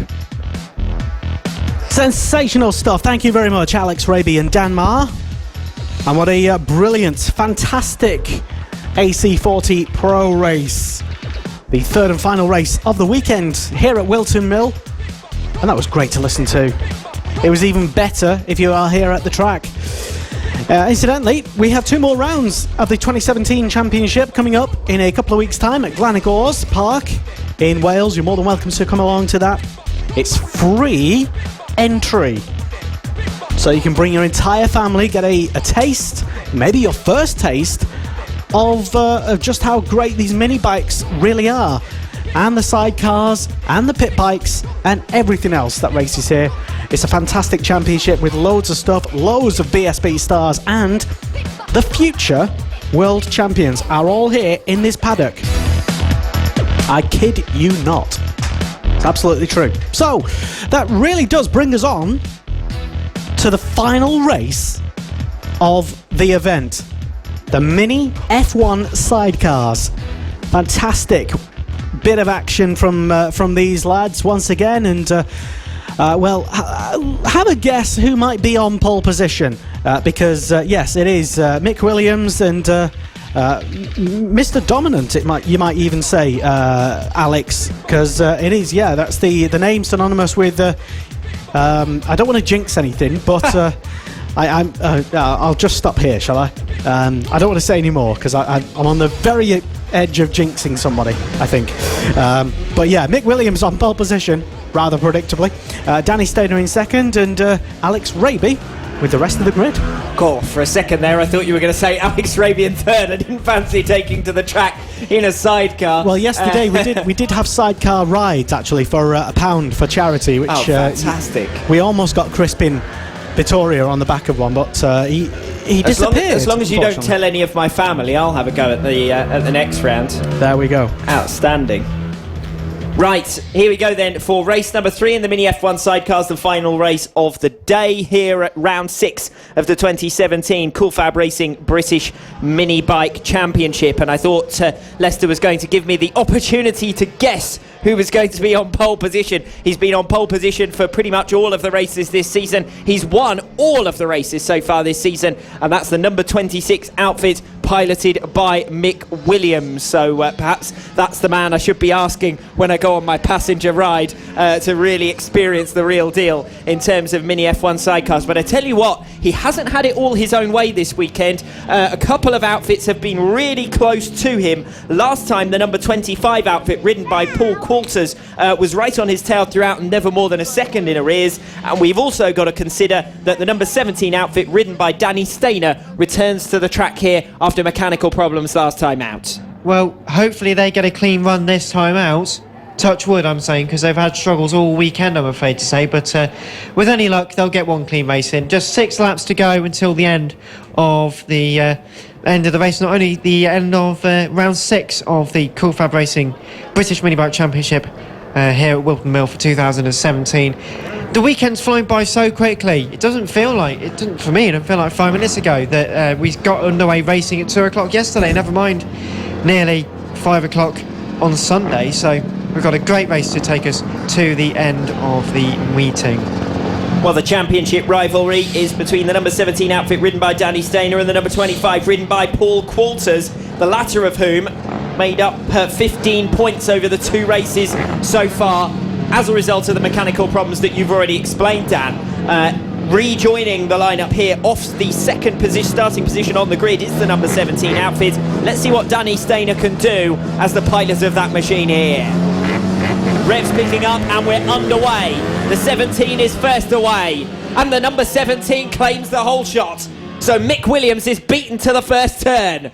Now, it might just be that Leicester will be cursed after this race as the curse of the commentator strikes Mick Williams down. But it is the number 17 outfit ridden by Danny Stainer that leads early on. The number 26 outfit ridden by Mick Williams trying to recover the position. He hasn't been beaten all season. He won't want to be beaten here. He thinks about a move down the inside into the infield section. Can't get the move made there, but he comes all the way around the outside of the left-hander instead to hit the front. Mind you, the 17 is still keeping very close together as they come through turn 8 for the first time out of 6. Certainly staying on the pace for the time being. So it's Mick Williams on board the number 26 outfit, back in familiar territory up front. Best ride of the weekend so far from the number 17, ridden by Danny Stainer. They've had mechanical issues that seem to be settled now because they're keeping pace with the leaders. Number 25 ridden by Paul Qualters sitting in 3rd place, so they'll lose 4 of the points that they've gained in the championship so far this weekend. Just watching the number 26 start to open that margin up front, and if he gets anywhere near the type of pace he showed in the early part of the season, well, before this round quite frankly, where I wonder whether track surface conditions, weather conditions might have caught him out slightly, then it will be a dominant display from the number 26 Mick Williams in the final race of the day. He can only hope as they go through turns 7 and 8 once more. Although the 17 with Danny Stainer is keeping on pace, the third place battle though between Paul Qualters Senior and Mick Lee is one to watch as they thread through the left and right at the boot. Very close together, basically the length of a sidecar as they come round and over the line for lap 2 out of 6. The gap, 0.298, very close indeed. Less than 0.3 of a second then separating 3rd place from 4th. The number 144 Mick Lee's got the Side better by run. side. And now down the inside up to the far end of the circuit to get the better of the number 25 outfit ridden by Paul Qualters. That's bad news for Qualters in the context of the championship as he loses a place. Best ride since race number 1 for the number 144 Mick Lee, who finished runner-up first time out and now moves into a podium position provisionally once again. And it's a fastest lap as well for Mick Williams, 59.015, which is 0.9 of a second faster than Danny Stainer. That gap is increasing significantly, and Mick Lee is now getting quite comfortable with his 3rd place. So the race settling down in the mini F1 sidecars just allows us to enjoy rather the sights and smells of the mini F1 sidecars. We've got a position change further down the order, but not quite sure from the rear who that was who's made that move. We'll confirm that as they come back through to complete lap number 3. Coming past us now, it's for 7th position. It's the number 46, ridden by Simon Ibbotson. getting back past the number 230 ridden by Mark Parker. So those two were the other way around earlier in that lap, but Ibbotson repaying the compliment to take 7th. So that's what I caught sight of there at the end of the infield section. As we're halfway through this race, Ibbotson and Parker are still very close together as they come up towards turn number 6, the right-handed hairpin. The battle also for 3rd place is looking rather tight indeed. Was a bit closer a lap or so ago, but still by no means tight and still by no means far away. It's just there. The number 25 outfit ridden by Paul Qualters has seemed to close up so far on this lap against the 144 ridden by Mick Lee over the line. Well, that confirms that. A 1/10 of a second only, though, gained by the number 25. So still, the status quo is maintained and the top 5 positions seem to have settled down in the final race of the day. Well, it gives us a little bit of a breather in this last race of the afternoon. As Mark Parker has actually got past Simon Ibbotson on the latter half of that last lap. 2 laps left to go. Can Simon get past Mark? I've got a funny feeling he might well do. He's got a decent run up towards Christmas Corner on lap 5, or on lap 5 out of 6, but he's dropped back a little bit as well. So a good race for them, but they've had some feistier moments in this race so far. Well, this race has been more familiar in terms of the Mini F1 sidecars than what we saw earlier in the day in race number 2. This is more down to perhaps what we'd expect. This is the way the championship has settled down, with the number 26 outfit ridden by Mick Williams, 1.8 seconds in front of the number 17 outfit piloted by Danny Stainer. And then that race for 3rd position has settled down now with a second between 3rd and 4th. And on to the final lap already. Just been going for 5 minutes and 30 seconds. So not long until the end of the race. Mark Parker still confirmed as being in 7th. That gap has opened up significantly to Simon Ibbotson. 4.9 seconds that gap is, so any hopes of that closing up has been quashed, sadly. But it's been a fantastic race and a fantastic way to end this meeting here at Whilton Mill for the latest round of the Cool FAB-Racing British Mini Bikes Championship. Mini F1 sidecars bring us to a conclusion here at Whilton Mill. Out of the final turn for the final time to maintain the unbeaten run in 2017. The number 26 outfit ridden by Mick Williams. Second over the line, the number 17 ridden by Danny Stainer. And eventually, after a fight earlier in the race, only just though in the drag race down to line, Mick Lee almost lost that position. A new personal best off the circuit at the end of the race goes the number 25 ridden by Paul Qualters. They got so close to the back of Mick Lee's number 144 machine that they had to take avoiding action back down into turn number 1. So hopefully neither the machine nor the riders any worse for wear. They take 4th position by less than a 1/10 of a second. In the end, they miss out on P3. So in terms of the championship standings overall, the number 26 ridden by Mick Williams well on his way to a title ahead of Danny Stainer's number 17 that makes amends for earlier mechanical retirements and gets back up onto the podium alongside the 144 ridden by Mick Lee. The final race of the afternoon here at Whilton Mill for round number 6 of the 2017 Cool FAB-Racing British Mini Bike Championship. What an absolute pleasure it's been. Thanks from myself to Dan alongside me and to Lester, who's been keeping an eye on everything here this afternoon. It's been great to have you with us, Dan, and hopefully you will be joined by you again in the coming rounds. Hopefully. Well, thank you very much for having me back. It's been entertaining as ever. And so thank you, big thank you, by the way, to all of the marshals, all of the support teams here for the mass, and the medics, of course, as well, for their help and support. Roger and Valerie's team done a fantastic job, as ever, this weekend. So thank you to everyone for all of your support. And thank you for tuning in, listening, watching, wherever you are in the world. It's Glenagors is in 2 weeks, I believe, for round 7 of the 2017 Cool FAB-Racing British Mini Bike Championship, and we'll hope to see you there. The original and best British Championships for mini bikes. This is Cool FAB-Racing. This is the Cool FAB-Racing British Mini Bikes Championship, the official partner series to the BSB.